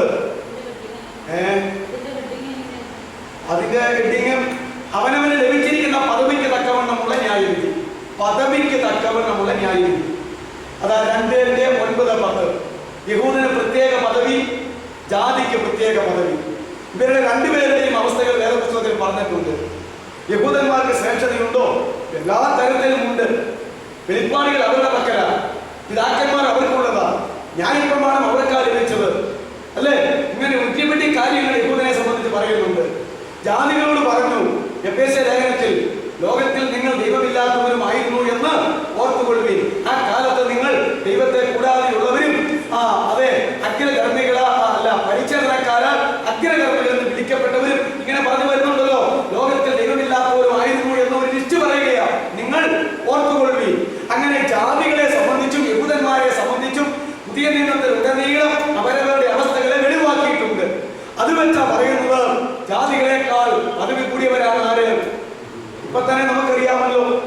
അങ്ങനെ എല്ലാ തരത്തിലുമുള്ള പദവികൾ എല്ലാവർക്കും വ്യത്യസ്തമാണ്. അവരവരുടെ പദവികൾക്ക് തക്കവണ്ണമാണ് ദൈവം ന്യായം വിധിക്കുന്നത്. നമ്മളെല്ലാവരും ഓർത്തേക്കുന്നത് ഒന്നാമത് തന്നെ നമ്മുടെ ബ്ലഡിൽ കിടക്കുന്ന ന്യായവിധി കർത്താവ് രണ്ടാമതിനോട് വരും. വന്നു കഴിഞ്ഞാൽ എല്ലാവരെയും അങ്ങോട്ട് കൂട്ടും. കൂട്ടിക്കഴിഞ്ഞാൽ സകല ക്രിസ്ത്യാനികളെയും വലത്തും, ക്രിസ്ത്യാനികളല്ലാത്ത മുഴുവൻ ആളുകളെയും എടുത്തു നിർത്തും. ഇടത്തുള്ളവരെയെല്ലാം പിന്നരകത്തിലേക്ക് തട്ടും, വലത്തുള്ളവരെയെല്ലാം സ്വർഗത്തിലേക്ക് പ്രവേശിക്കും. ഇങ്ങനെയാ ഒരു ധാരണ. പിന്നെ ക്രിസ്ത്യാനികൾ തന്നെ ഒത്തിരി വിഭാഗങ്ങൾ ഉള്ളതിനാൽ അവർ തമ്മിൽ ഏറ്റുമുട്ടൽ. ഞങ്ങളാ വലത്ത്, നിങ്ങളാ ഇടത്ത്, ഞങ്ങളാ വലത്ത്, നിങ്ങളാ ഇടത്ത് എന്നിങ്ങനെ പറഞ്ഞുകൊണ്ടിരിക്കുകയാണ്. വെറുതെ വാഗ്വാദം ഒന്നും ചെയ്യാൻ പോകണ്ട. താമസം പിന്നെ വലത്തും ഇടത്ത് ആകുമ്പോൾ ഇനി വരാൻ പോവുക. അപ്പോൾ എവിടെയായിരിക്കും എന്നങ്ങോട്ട് അനുഭവിക്കാൻ പോവുക. ഇനിയിപ്പോ തർക്കത്തിനും വാദത്തിനും ആവശ്യമുണ്ടോ? ഇല്ല. അപ്പൊ ഇതൊന്നുമല്ല ഈ പറയുന്നത് ന്യായവിധിയുടെ പൊതുവായ നിയമം. സത്യം എവിടെയുണ്ട്, നീതി എവിടെയുണ്ട്? പദവിക്ക് തക്കവണ്ണമുള്ള പ്രവൃത്തിക്ക് അനുസരിച്ചുള്ള ന്യായവിധി, പദവിക്ക് തക്കവണ്ണമുള്ള ന്യായവിധി. അതുകൊണ്ട് അവരവരുടെ പദവി കൈതമാശായിട്ടൊന്നും വിചാരിക്കരുത് കേട്ടോ. ഒരു പദവിയും ഇല്ലാത്ത ആരെങ്കിലും ഉണ്ടോ? എത്രയോ പദവികളാ ഇല്ലേ? എത്രയോ പദവികളാ. ഒരു സ്ത്രീയെ എടുത്താൽ, ഒരു പുരുഷനെ എടുത്താൽ ശിശുവായിരുന്നു, പിന്നെ യവനക്കാരനായി, അല്ല ബാലനായി, ബാലികയായി, യവനക്കാരനായി, യവനക്കാരത്തിയായി, ഭാര്യയായി, അതുപോലെ തന്നെ മാതാവായി, അതുപോലെ അമ്മാവിയമ്മയായി, അമ്മയായി, മരുമക്കളായി, മരുമകളായി, ഇങ്ങനെ അങ്ങോട്ട് പോയാൽ ഒരു സ്ത്രീ എന്നുള്ള നിലയിൽ എത്ര പദവികളാണ് ഒരാൾ അനുഭവിക്കാൻ പോകുന്നത്? പുരുഷൻ എന്നുള്ള നിലയിൽ അവിടെ രാഷ്ട്രീയ പദവികൾ, മതപരമായ പദവികൾ, സഭാപരമായ പദവികൾ, എല്ലാ നിലകളിലും ഇതെല്ലാം കൂടെ നമ്മൾ പോകുകയാണ്. ഒരാൾ അധ്യാപക ജോലി, 35 കൊല്ലം ഒരാൾ അധ്യാപികയായിരുന്നു, അധ്യാപകനായിരുന്നു, മറ്റൊരാൾ മറ്റൊരു ജോലിയായിരുന്നു, വേറൊരാൾ വേറൊരു ജോലിയായിരുന്നു. ഈ പദവികളിലെല്ലാം ദൈവം നമ്മെ ആക്കിയില്ലേ? ഒരാൾ കലക്ടറായിരുന്നു, 45 കൊല്ലം പല ജില്ലകൾ അദ്ദേഹം ഭരിച്ച് റിട്ടയർ ചെയ്തു. അദ്ദേഹത്തിന്റെ കലക്ടർ പോസ്റ്റ് എല്ലാത്തിനും ന്യായവിധിയാണ്. ഒരാൾ മുഖ്യമന്ത്രിയായിരുന്നു. നിങ്ങൾക്കറിയാമോ എല്ലാവരെയും ന്യായം വിധിക്കുമെന്നുള്ള കാര്യം? സകലർക്കും അവരവരുടെ പദവികൾ അനുസരിച്ചുള്ള ന്യായവിധിയുണ്ട്. ആർക്കും ഒരു വാക്ക് പോലും എതിർത്ത് പറയാൻ കഴിയാതെ തലതാത്തി നിന്ന് എല്ലാം ഏൽക്കേണ്ട അത്ര നീതിപരമായ ഒരു ന്യായവിധി. അടുത്തത് 2:11, റോമാലേഖനം 2:11. ഇങ്ങനെ കാര്യം പറഞ്ഞു വരികയാണ്. ഞാൻ ആ പോയിന്റ് കിട്ടാൻ വേണ്ടി മാത്രം ആ വാക്യം വായിക്കുന്നുള്ളൂ. നിങ്ങൾ വീട്ടിൽ ചെന്നാൽ 2-ാം അധ്യായം മൊത്തം വായിച്ചു കഴിയുമ്പോൾ അത് തുടർമാനമായി പോരെന്ന് അറിയാം. ദൈവത്തിന്റെ പക്കൽ മുഖപക്ഷമില്ലല്ലോ. മുഖപക്ഷമില്ലാത്ത ഒരു ന്യായവിധി എവിടെ കിട്ടും? ഇപ്പോൾ മുഖപക്ഷമില്ലാത്ത ഒരു ജീവിതം എവിടെയുണ്ട്? മുഖപക്ഷമില്ലാത്ത ഒരു കൈകാര്യം ചെയ്യുന്ന എവിടെയുണ്ട്? എവിടെയുണ്ട്? യാക്കോബ് അപ്പോസ്തലൻ തന്റെ ലേഖനത്തിൽ പറഞ്ഞു, നിങ്ങൾ മുഖപക്ഷം കാണിക്കരുത്. മുഖപക്ഷം കാണിച്ചാലോ മുഖപക്ഷം പാപമാകുന്നു. പാപം ചെയ്യുന്നവൻ സ്വർഗത്തിൽ പോകുമോ? ഇല്ല. മുഖപക്ഷം പാപമാണോ? അല്ലയോ? ഈ ദൈവമക്കൾ എന്ന് പറഞ്ഞവർ പ്രത്യേകം ശ്രദ്ധിക്കേണ്ട ഒരു പിടി പാപം പുതിയ നിയമത്തിൽ പറഞ്ഞിട്ടുണ്ട്. കാര്യം വ്യഭിചാരം വിട്ട്, മദ്യപാനം വിട്ട്, പുകവലി വിട്ട്, മോഷണം വിട്ട്, അത് വിട്ട്, ഇത് വിട്ട്, അങ്ങനെ വിട്ട്, ഇങ്ങനെ വിട്ടൊക്കെ ഇങ്ങോട്ട് മാനസാന്തരം കൊണ്ട് കയറി വന്നിരിക്കുകയാണ്. പിന്നെ അതൊന്നും ചെയ്യാൻ പോകുന്നല്ല, ഭൂരിപക്ഷം ആളുകൾ ചെയ്യാൻ പോകത്തില്ല. പിന്നെ ഇങ്ങനെ ചെയ്യാവുന്ന സാധാരണയായ ഗൗരവമേറിയ ഒരുപിടി പാപങ്ങൾ പുതിയ നിയമത്തിലുണ്ട്. അതിൽ ഒരു പാപമാണ് മുഖപക്ഷം കാണിക്കരുത്. ദൈവമക്കൾ ക്രിസ്ത്യാനികൾ മുഖപക്ഷം കാണിച്ചാലോ അത് പാപമാണ് എന്ന് യാക്കോബിന്റെ ലേഖനത്തിൽ പറഞ്ഞിട്ടുണ്ട്. ഒരു ഉദാഹരണവും പറഞ്ഞു. ഓഹോ, നിങ്ങളുടെ പള്ളിയിൽ നല്ല വസ്ത്രം ധരിച്ചും പൊന്മോതിരം ഇട്ടും ഒരാൾ കയ്യിൽ വന്നു, അല്പം മുഷിഞ്ഞ വസ്ത്രം ധരിച്ചും ഇതൊന്നും ഇടാതെയും മറ്റൊരാൾ കയ്യിൽ വന്നു. അപ്പൊ നിങ്ങൾ എന്ത് ചെയ്യും? പൊന്മോതിരം ഇട്ട് നല്ല വസ്ത്രം ധരിച്ചു വന്ന ആളെ, എന്റെ ഉദാഹരണം അല്ല കേട്ടോ, യാക്കോബിന്റെ ഉദാഹരണമാണ്. നിങ്ങൾക്ക് അറിയാമോ, യാക്കോബിന്റെ ലേഖനത്തിലുണ്ട്. അദ്ദേഹത്തിന് ഒരു പ്രത്യേക സീറ്റ് നിങ്ങൾ കൊടുത്തു, എന്നിട്ട് മറ്റവനെ അവന്റെ പാദപീഠത്തിൽ താഴെയിരുന്നു. അതാണ് അന്നത്തെ ഉച്ചനീചത്വം. ഇത് ശരിയാണോ? ഇത് ദൈവസഭയിൽ ശരിയാണോ? മുഖപക്ഷം കാണിക്കരുത്. മുഖപക്ഷം പാപമാണ്. പാപത്തെ ദൈവത്തിന് ഇഷ്ടമല്ല. ദൈവത്തിന്റെ സന്നിധിയിൽ യാതൊരു മുഖപക്ഷവുമില്ല, മുഖപക്ഷവുമില്ല. ആർ കൃഷ്ണൻകുട്ടി എന്ന് പറയുന്ന ദൈവദാസനെ നിങ്ങൾ അറിയും. ഈ കടമറ്റ ഭാഗത്താണ് തങ്ങളുടെ ഇപ്പോൾ താമസിക്കുക. അനേക വർഷങ്ങൾക്ക് മുമ്പ് പരിചയപ്പെട്ട ഒരു ആത്മീയ സുഹൃത്താണ്. എനിക്ക് എല്ലാ വേർപാട് സഭകളിലും സുഹൃത്തുക്കൾ ധാരാളമുണ്ട്. ഞാനായിരുന്ന യാക്കോബായ പള്ളിയിൽ ഉദ്ദേശം 22-32-8-40 30 കൊല്ലത്തിന് മുമ്പ് ഞാൻ ആദ്യമായി അദ്ദേഹത്തെ വിളിച്ചു വരുത്തി പ്രസംഗിപ്പിച്ചത്. അദ്ദേഹം തന്നെ പറഞ്ഞു, ജീവിതത്തിൽ ആദ്യമായി മാനസാന്തരപ്പെട്ടതിന് ശേഷം ഒരു യാക്കോബായ പള്ളിക്ക് പ്രസംഗിക്കുന്നു എന്നാണ്. അതുപോലെ ഡോക്ടർ കെ മുരളീധരൻ നിങ്ങൾക്കറിയാം. അദ്ദേഹം വേദി ചർച്ചാണെന്നും ആ കാലയളവിൽ തന്നെ അദ്ദേഹത്തിന് ഞാൻ വിളിച്ച് പ്രസംഗിപ്പിച്ചിട്ടുണ്ട്. അദ്ദേഹവും പറഞ്ഞു, വിശ്വാസത്തിൽ വന്നതിന് ശേഷം പെന്തക്കോസ്താണല്ലോ ഒരു യാക്കോബായ പള്ളിയിൽ നിന്ന് പ്രസംഗിക്കുന്നത് ആദ്യമായിട്ടാണ്. ഈ എല്ലാ ഞായറാഴ്ചയും ഞാൻ പ്രസംഗിക്കുമായിരുന്നു ഇതിന്റെ കുർബാനയുടെ മധ്യത്തിൽ. അങ്ങനെ ഓരോ ദിവസവും ഓരോ ഞായറാഴ്ച ഇവരക്കാർ ഞാൻ കുർബാന മധ്യത്തിലെ പ്രസംഗം കൊടുത്തു. അപ്പൊ പള്ളിക്കകത്ത് നിന്ന് അവർ പ്രസംഗിച്ചു. ഞാൻ പറഞ്ഞത് കൃഷ്ണൻകുട്ടിയുടെ പ്രസംഗമാണ്, സഹോദരന്റെ പ്രസംഗമാണ് ഞാൻ ഓർത്തത്. ഇവിടെ ദൈവമക്കൾ സമത്വത്തെ പറഞ്ഞു നടക്കുന്നവരാ. കമ്മ്യൂണിസ്റ്റുകാരും സമത്വത്തെ, കോൺഗ്രസുകാരും സമത്വത്തെ. സമത്വം പറയാത്ത ആരെങ്കിലും ലോകത്തിലുണ്ടോ? എല്ലാ മതങ്ങളും എല്ലാ രാഷ്ട്രീയ പാർട്ടികളും എവിടെ സമത്വമുണ്ട്? ഈ പറയുന്നിടത്ത് ഒരു സമത്വമില്ല. എല്ലായിടത്തും ഉച്ചനീതിത്വങ്ങളാ, മുഖപക്ഷങ്ങളാ. അദ്ദേഹത്തിന്റെ കാഴ്ചപ്പാടിൽ 2 സ്ഥലത്തെ സമത്വമുള്ളൂ. ഒന്ന്, ഈ ബസ്സിലെ ടിക്കറ്റ് എടുത്ത് കയറി കഴിഞ്ഞാൽ ഇരിക്കുന്ന സീറ്റ് കഴിഞ്ഞു കഴിഞ്ഞാൽ പിന്നെ എല്ലാവരെയും നിർത്തിക്കൊണ്ടു പോകും. പിന്നെ കയറുന്നവനെല്ലാം പിടിച്ചു നിൽക്കാനുള്ളത് എന്നതാ ഒരു കമ്പി. മുതലാളി ആയാലും തൊഴിലാളി ആയാലും ഉദ്യോഗസ്ഥനായാലും വെളുത്തവനായാലും കറുത്തവനായാലും സ്ത്രീ ആയാലും പുരുഷനായാലും കെട്ടിത്തൂങ്ങി നിൽക്കാനുള്ള കമ്പിയെ എല്ലാവരും പിടിച്ചു നിൽക്കണം. നമ്മൾക്ക് പരിചയമുള്ള കാര്യമാണ്. അവിടെ ഒരു സമത്വമുണ്ട്. പിന്നെ അടുത്ത സമത്വം ബാർബർ ഷാപ്പില്. വെളുത്തവൻ വന്നാലും കറുത്തവൻ വന്നാലും ജാതിയിരിക്കുന്നവൻ വന്നാലും ദാണവൻ വന്നാലും മിക്കവാറും ഒരു കീപ്പും ഒരു കത്രികയും ഒരു കത്തിയും കൊണ്ട് എല്ലാ പണികളും എല്ലാവരെയും ചെയ്താൽ മതി. ആ പൊതുപ്പിക്കണം തുണിയിൽ ഇപ്പോഴത്തെ നല്ലതാ. പണ്ട് കാലത്ത് ചർച്ച ചെയ്യാൻ വന്നിട്ടുണ്ട്. കാരണം ഈ ഷേവ് ചെയ്യുമ്പോഴൊക്കെ ഞാൻ പറഞ്ഞത് അങ്ങനെ ബാർബർ ഷാപ്പിൽ സമത്വമുണ്ട്, ബസ്സിൽ സമത്വമുണ്ട്. ഒരു കാര്യം ഇവിടെ പറഞ്ഞു, ഹോട്ടലിൽ ചാടിക്കണി 8-10 ക്ലാസ് കാണും, 1000 പേരും വരും ഒരു ദിവസം. ആരും എവിടെ നിന്നൊക്കെയാ വരുന്നത്? ഭിക്ഷക്കാരും വരും. ഈ 10 ക്ലാസ് എല്ലാവരെയും കുളിപ്പിച്ചു കൊണ്ടുവരും. ശരിയല്ലേ? ഇവിടെയാ സമത്വമുള്ളത്. അല്ലാതെ ബാക്കി ഒരു മതമണ്ഡലത്തിന് സമത്വമില്ല, ക്രിസ്ത്യാനികളിൽ സമത്വമില്ല, ദൈവമക്കളിൽ സമത്വമില്ല, സമത്വം പ്രസംഗിക്കുന്ന പാർട്ടികളിലും വിഷയങ്ങളിലും സമത്വമില്ല. യഥാർത്ഥ സമത്വം നടപ്പിലാക്കിയത് ദൈവത്തിന്റെ പരിശുദ്ധാത്മാവ് 1-ാം നൂറ്റാണ്ടിൽ മർക്കോസിന്റെ മാളികയിലായിരുന്നു. 120 പേരുടെ മേൽ. അടുത്ത പ്രാവശ്യം പത്രോസിന്റെ പ്രസംഗത്തോടുകൂടെ 3000 പേര് വന്നപ്പോൾ 3120 പേര് തുടങ്ങിയത് ബൈബിളിലെ സമത്വം. അതാ എല്ലാവരും കണ്ടു പഠിച്ചിരിക്കുന്നത്.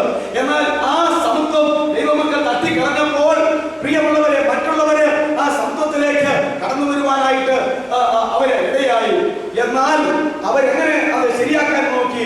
അവർ ആളുകളെ കൊന്നായാലും സമത്വം ഉള്ളത് ഷെയർ ചെയ്ത് എല്ലാവർക്കും ഒരുപോലെ ആക്കുന്ന ഒരു സ്ഥിതിവിശേഷത്തിലേക്ക് അവർ കടന്നു വന്നു. നാം എന്താ വായിക്കുന്നത്? അപ്പോൾ ഉള്ളവനൊന്നും അത് അവൻ്റെതെന്ന് പറഞ്ഞില്ല. അത് എല്ലാവർക്കും ഷെയർ ചെയ്തുകൊണ്ടിരുന്നു. ആ സഭയിൽ മുട്ടുള്ളവൻ ആരും ഉണ്ടായിരുന്നില്ല. എല്ലാവർക്കും ധാരാളം ദൈവകൃപ ലഭിച്ചിരുന്നു. ഇങ്ങനെയൊക്കെയല്ലേ പറയുന്നത്? ഇതാണ് യഥാർത്ഥ സമത്വം. ദൈവത്തിന്റെ പരിശുദ്ധാത്മാവ് പെന്തക്കോസ്തിലാണ് നടപ്പാക്കിയത്. എന്നാൽ ജാതികളും വിഷക്കാരും അത് ഏറ്റെടുത്തുകൊണ്ട് ഭൗതികമായ നിലയിൽ അവരെ സമത്വം അടിച്ചേൽപ്പിച്ചുകൊണ്ടിരിക്കുകയാണ്. പരിശുദ്ധാത്മാവിന്റെ സമത്വം എന്ന് പറയുന്നത് അകത്ത് ശരിയാക്കിയിട്ട് അകത്തു നിന്ന് പുറത്തേക്ക് വരുന്ന ഒരു സമത്വമായിരുന്നു. എന്നാൽ മറ്റുള്ളവരുടെ സമത്വം പുറത്തുനിന്ന് നിയമത്തിന്റെ സമ്മർദ്ദത്താൽ അതുപോലെ തന്നെ പേടിപ്പിച്ചും കൊലപാതകം നടത്തിയും അത് വസ്തു പിടിച്ചെടുത്തും തലവെട്ടിയും നക്സലിസം ഒക്കെ മുഖാന്തരമായി ഉണ്ടാക്കുന്ന സമത്വമായിരുന്നു. അതിന് ഒരു ഗുണപാഠം കൂടെയുണ്ട്. ദൈവം വെച്ചിരിക്കുന്ന നിയമം അനുസരിക്കേണ്ട ജനം അനുസരിക്കാതിരുന്നാൽ ലോക ജാതികളെ കൊണ്ട് അത് തിരിച്ചടിപ്പിച്ച് അനുസരിപ്പിക്കുന്ന ഒരു കാലഘട്ടം പഴയ നിയമത്തിലും പുതിയ നിയമത്തിലും ഉണ്ടായിക്കൊണ്ടിരിക്കുന്നു എന്നുള്ളത് ദൈവത്തിന്റെ ഒരു പ്രവർത്തനമാകുന്നു എന്ന് നമ്മൾ മനസ്സിലാക്കേണ്ടതാണ്. അതുകൊണ്ട് പ്രിയമുള്ളവരെ, നമുക്ക് വിഷയത്തിലേക്ക് മടങ്ങി വരാം. മുഖപക്ഷം, ദൈവത്തിന്റെ ന്യായവിധി മുഖപക്ഷം ഇല്ലാത്തതാണ്. യാതൊരു വിധമായ മുഖപക്ഷവും ഇല്ല എന്ന് നമ്മൾ അറിയേണ്ടതാണ്. മുഖപക്ഷമില്ലാത്ത ഒരു ന്യായവിധി ആരും സംശയിക്കേണ്ട. നമ്മുടെ കർത്താവായ യേശുവിന്റെ അടുക്കലല്ലാതെ ഈ ഭൂമിയിൽ ഒരു സ്ഥലത്തും മുഖപക്ഷമില്ലാത്ത ഒരു വിധി ഉണ്ടാവുകയില്ല. ആകയാൽ അടുത്ത 2:12 കൂടെ വായിച്ചാട്ടെ. ന്യായപ്രമാണം ഇല്ലാതെ പാപം ചെയ്തവരൊക്കെയും ന്യായപ്രമാണം കൂടാതെ നശിച്ചു പോകും. ന്യായപ്രമാണം ഇല്ലാതെ പാപം ചെയ്തവരൊക്കെ ന്യായപ്രമാണം ഇല്ലാതെ തന്നെ നശിക്കും. അടുത്തത് ന്യായപ്രമാണം ഉണ്ടായിട്ട് പാപം ചെയ്തവരൊക്കെ ന്യായപ്രമാണം ഉണ്ടായിട്ട് പാപം ചെയ്തവരൊക്കെയും ന്യായപ്രമാണത്താൽ വിധിക്കപ്പെടും. എന്തായി പറഞ്ഞു വരുന്നത്? ന്യായപ്രമാണം ദൈവം ആർക്ക് കൊടുത്തതാ? ഇസ്രായേലിന് മാത്രം. എന്നാൽ വിജാതികൾക്ക് എന്ത് കൊടുത്തില്ല? ഇപ്രകാരമുള്ളവർ എഴുതപ്പെട്ട പ്രമാണം കൊടുത്തില്ല. വിജാതികളുടെ ഇടയിൽ എങ്ങനെയാണ് പ്രവർത്തിച്ചത്? അത് മനസാക്ഷിയിൽ കൂടെയായിരുന്നു ദൈവം പ്രവർത്തിച്ചത്. മനസാക്ഷിയിൽ കൂടെയായിരുന്നു ദൈവം പ്രവർത്തിച്ചത്. നമുക്ക് നോക്കിക്കേ, വേദപുസ്തകത്തിൽ പറയുന്ന ഒരു കാര്യം, അത് അപ്രകാരം തന്നെ ഒരു ബോധം ഈ വേദപുസ്തകം എന്തെന്നറിയില്ലാത്ത ജാതികൾക്ക് ദൈവം കൊടുത്തിട്ടുണ്ട്. അവർക്ക് എവിടെയാ ബോധം ഉണ്ടാകുന്നത്? അവരുടെ മനസാക്ഷിയിൽ. അത് വേണ്ട, അത് തെറ്റ്, അത് പാപം. നമുക്കെങ്ങനെയാ? സുവിശേഷത്തിൽ ഇന്നത് പറഞ്ഞിട്ടുണ്ട്, അപ്പോൾ അത് ചെയ്യണം അല്ലെങ്കിൽ ചെയ്യരുത്. സുവിശേഷ മുഖാന്തരമായി ദൈവമക്കളെ ബോധപ്പെടുത്തുന്നതായ, ക്രിസ്ത്യാനികളെ ബോധപ്പെടുത്തുന്നതായ ആ പ്രമാണം നിലവിലിരിക്കുമ്പോൾ യാതൊരു പ്രമാണവും ഇല്ലാത്തവർക്ക് ദൈവം തന്റെ അദൃശ്യാത്മാവിനാൽ അവരുടെ ഉള്ളിലൂടെ അത് കൊടുത്തുകൊണ്ടിരുന്നു. അതുകൊണ്ട് ന്യായപ്രമാണ യുഗം എന്ന് പറയുന്ന ഒരു യുഗമുണ്ട്, മാനുഷിക ഭരണയുഗം എന്ന് പറയുന്ന ഒരു യുഗമുണ്ട്, മനസാക്ഷി യുഗം എന്ന് പറയുന്ന ഒരു യുഗമുണ്ട്, വാഗ്ദത്ത യുഗം എന്ന് പറയുന്ന ഒരു യുഗമുണ്ട്. ഇങ്ങനെ കാലഘട്ടത്തെ അല്ലെങ്കിൽ ബൈബിളിനെ യുഗങ്ങളായി തിരിച്ചിട്ടുണ്ട്. ഇപ്പോൾ ഒരു യുഗത്തിൽ നാം നിൽക്കുകയാണ്. അതേത് യുഗമാണ്? കൃപായുഗം അല്ലെങ്കിൽ സഭായുഗം അല്ലെങ്കിൽ പരിശുദ്ധാത്മ യുഗം.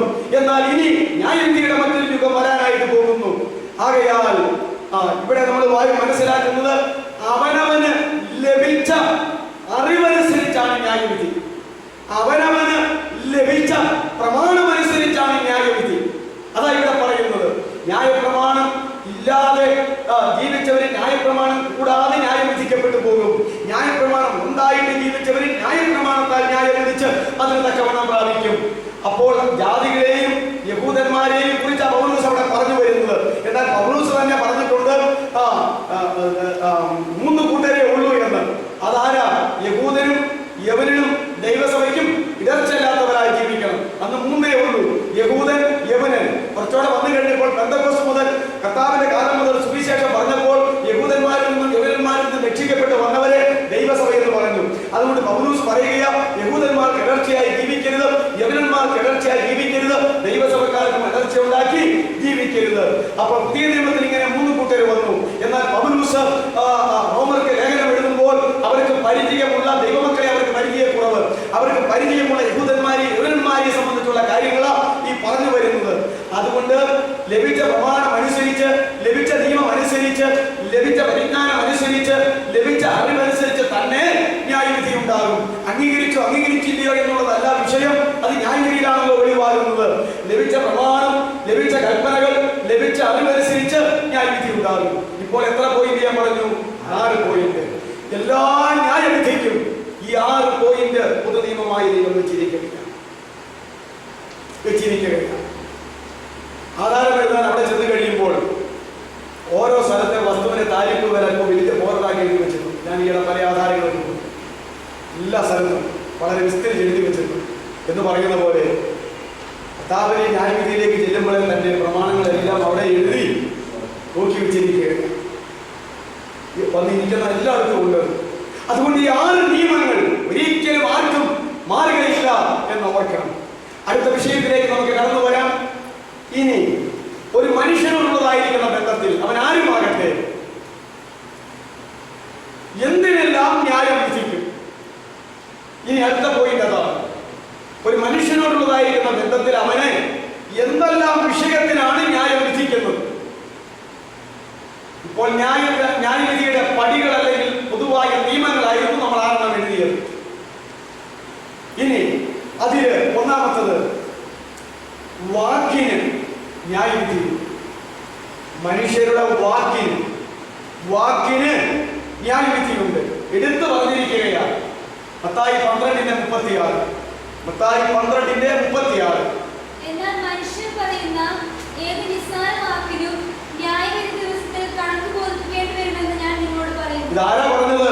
കർത്താവ് നേരിട്ട് അറിഞ്ഞു ചെയ്തതാണ്. ഈ ലോകത്തിലായിരുന്നപ്പോൾ മനുഷ്യർ പറയുന്ന ഏത് നിസ്സാര വാക്കിനും ന്യായവിധി ദിവസം അവൻ കണക്ക് ബോധിപ്പിക്കേണ്ടി വരും.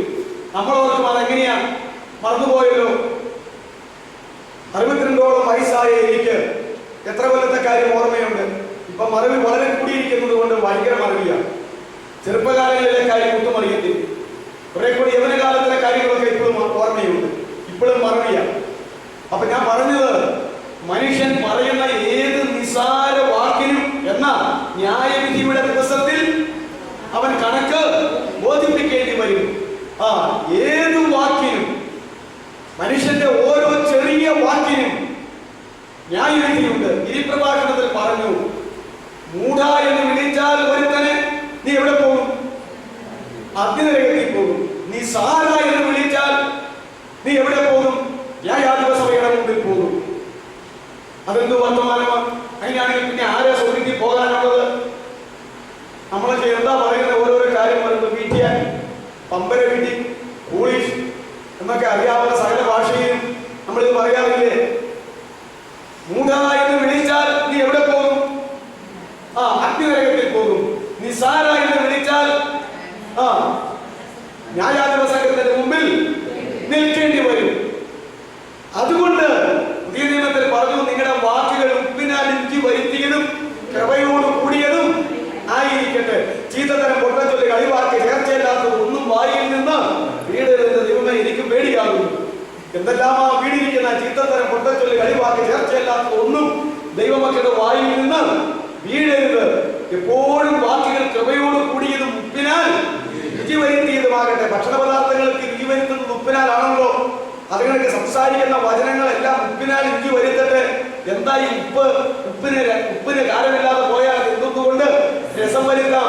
സാധ്യമല്ല. പുറത്ത് കളഞ്ഞിട്ട് മനുഷ്യൻ ചവിട്ടുവാനല്ലാതെ ഒന്നിനും കൊള്ളത്തില്ല. അത് പുറത്ത് കളയാനേ കൊള്ളത്തുള്ളൂ, അത് ചവിട്ടാനേ കൊള്ളത്തുള്ളൂ. പിന്നെ വേറൊരു പുറത്ത് പറഞ്ഞു, അത് നിലത്തിനും വളത്തിനും കൊള്ളൂല്ല. ഏത് സാധനവും വേസ്റ്റും ഈ മണ്ണിലേക്ക് ഇട്ടാൽ അത് ശരിയായിക്കൊള്ളൂ, അല്ലേ? ഏത് സാധനവും ഇവിടെ നിലത്തിനും വളത്തിനും കൊള്ളാം. വേസ്റ്റ് പോലും എന്തിനാ? വളത്തിനും കൊള്ളാം. എന്നാൽ ഉപ്പിന് കാലമില്ലാതെ പോയാൽ പിന്നെ വളത്തിനും കൊള്ളൂല, നിലത്തിനും കൊള്ളൂല എന്ന് ഉപ്പുമേലച്ചനല്ല, നിങ്ങൾ ആരുമല്ല, നമ്മുടെ കർത്താവ് തന്നെയാ പറഞ്ഞത്. ശരിയല്ലേ? അതുകൊണ്ട് ഇവിടെ പറയുകയാണ് മത്തായി 12:36, മനുഷ്യൻ പറയുന്ന ഏത് നിസാര വാക്കിനും ന്യായവിധി ദിവസം അവൻ കണക്ക് ബോധിപ്പിക്കേണ്ടി വരും. പറഞ്ഞ വാക്കുകൾ ഓർമ്മയുണ്ടെങ്കിലും ഇല്ലെങ്കിലും ഈ ദിവസങ്ങൾ ദൈവത്തോടേക്ക് വന്ന് നിരപ്പ് പ്രാപിച്ചു. നേരായ വാക്കുകളെ സൂക്ഷിച്ചു പോയി. അടുത്തത് മനുഷ്യന്റെ പ്രവർത്തനങ്ങൾക്ക് ന്യായവിധിയുണ്ട്. പ്രവർത്തനങ്ങൾക്ക് രണ്ടാമത്തത് അതെല്ലാവർക്കും അറിയാവുന്ന ഒരു വാക്യമാണ്. 2 കൊരിന്ത്യർ 5:10. അത് വെച്ച് വായിക്കണതിന് മുമ്പ് ഞാൻ അതിനെ കാണാതെ പറയാം. നിങ്ങൾക്കും അറിയാമല്ലോ, അവനവൻ ശരീരത്തിൽ ഇരിക്കുമ്പോൾ ചെയ്തത് നല്ലതാകിലും തീയതാകിലും അതിന് തക്കവണ്ണം പ്രാപിക്കേണ്ടതിന് നാം എല്ലാവരും യേശുക്രിസ്തുവിന്റെ ന്യായാസനത്തിന് മുമ്പാകെ നിൽക്കേണ്ടതാകുന്നു. ഇത് ദൈവമക്കൾക്കുള്ള ഒരു വാക്യമാണ്. എന്നാൽ സകല ന്യായവിധിക്കുമുള്ള ഒരു വാക്യമാണ്. അവനവൻ ശരീരത്തിൽ ഇരിക്കുമ്പോൾ ചെയ്തത് നല്ലതാകട്ടെ ചീത്തയാകട്ടെ, അത് തീയതാകട്ടെ, അതിന് തക്കവണ്ണം പ്രാപിക്കേണ്ടത് എല്ലാവരും യേശുക്രിസ്തുവിന്റെ ന്യായാസനത്തിന് മുമ്പാകെ വെളിപ്പെടേണ്ടതാകുന്നു, നിൽക്കേണ്ടതാകുന്നു. അതുകൊണ്ട് മനുഷ്യന്റെ പ്രവർത്തനങ്ങൾക്ക് ന്യായവിധിയുണ്ട്. എന്താ ഈ പ്രവർത്തനം? പ്രവർത്തനം എന്ന് പറഞ്ഞാൽ ഇങ്ങനെയൊക്കെ ആളാകുന്ന വേല, ഭവന സന്ദർശനം, ഹോസ്പിറ്റൽ സന്ദർശനം, ജയിൽ സന്ദർശനം, അവിടെ ഓപ്പണ, ഇവിടെ ഉപവാസയോഗം, അവിടെ ബൈബിൾ ക്ലാസ്, ഇവിടെ കൺവെൻഷൻ, ഇവിടെ സുവിശേഷ പ്രസംഗം, അവിടെ അത് വിടുതൽ ശുശ്രൂഷ എന്ന് വേണ്ട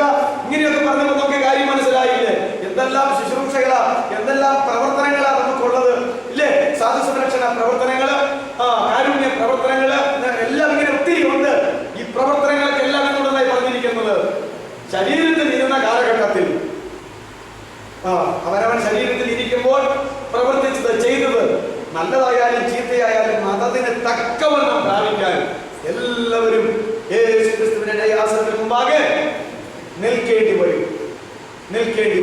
അതുകൊണ്ട് പ്രവർത്തനങ്ങൾക്ക് ന്യായവിധിയുണ്ട്. 3 രഹസ്യങ്ങൾക്ക് ന്യായവിധിയുണ്ട്. മനുഷ്യന്റെ രഹസ്യങ്ങൾക്ക് ന്യായവിധിയുണ്ട്. ആ ഒരു കാര്യത്തെ കുറിച്ച് മറ്റ് 2 വാക്കിനെ കുറിച്ച് ബോധമുണ്ടെങ്കിൽ ഇതിനെ കുറിച്ച് ബോധം വളരെ കുറവാണ്. റോമർ 2:16 അത് വായിച്ചാട്ടെ.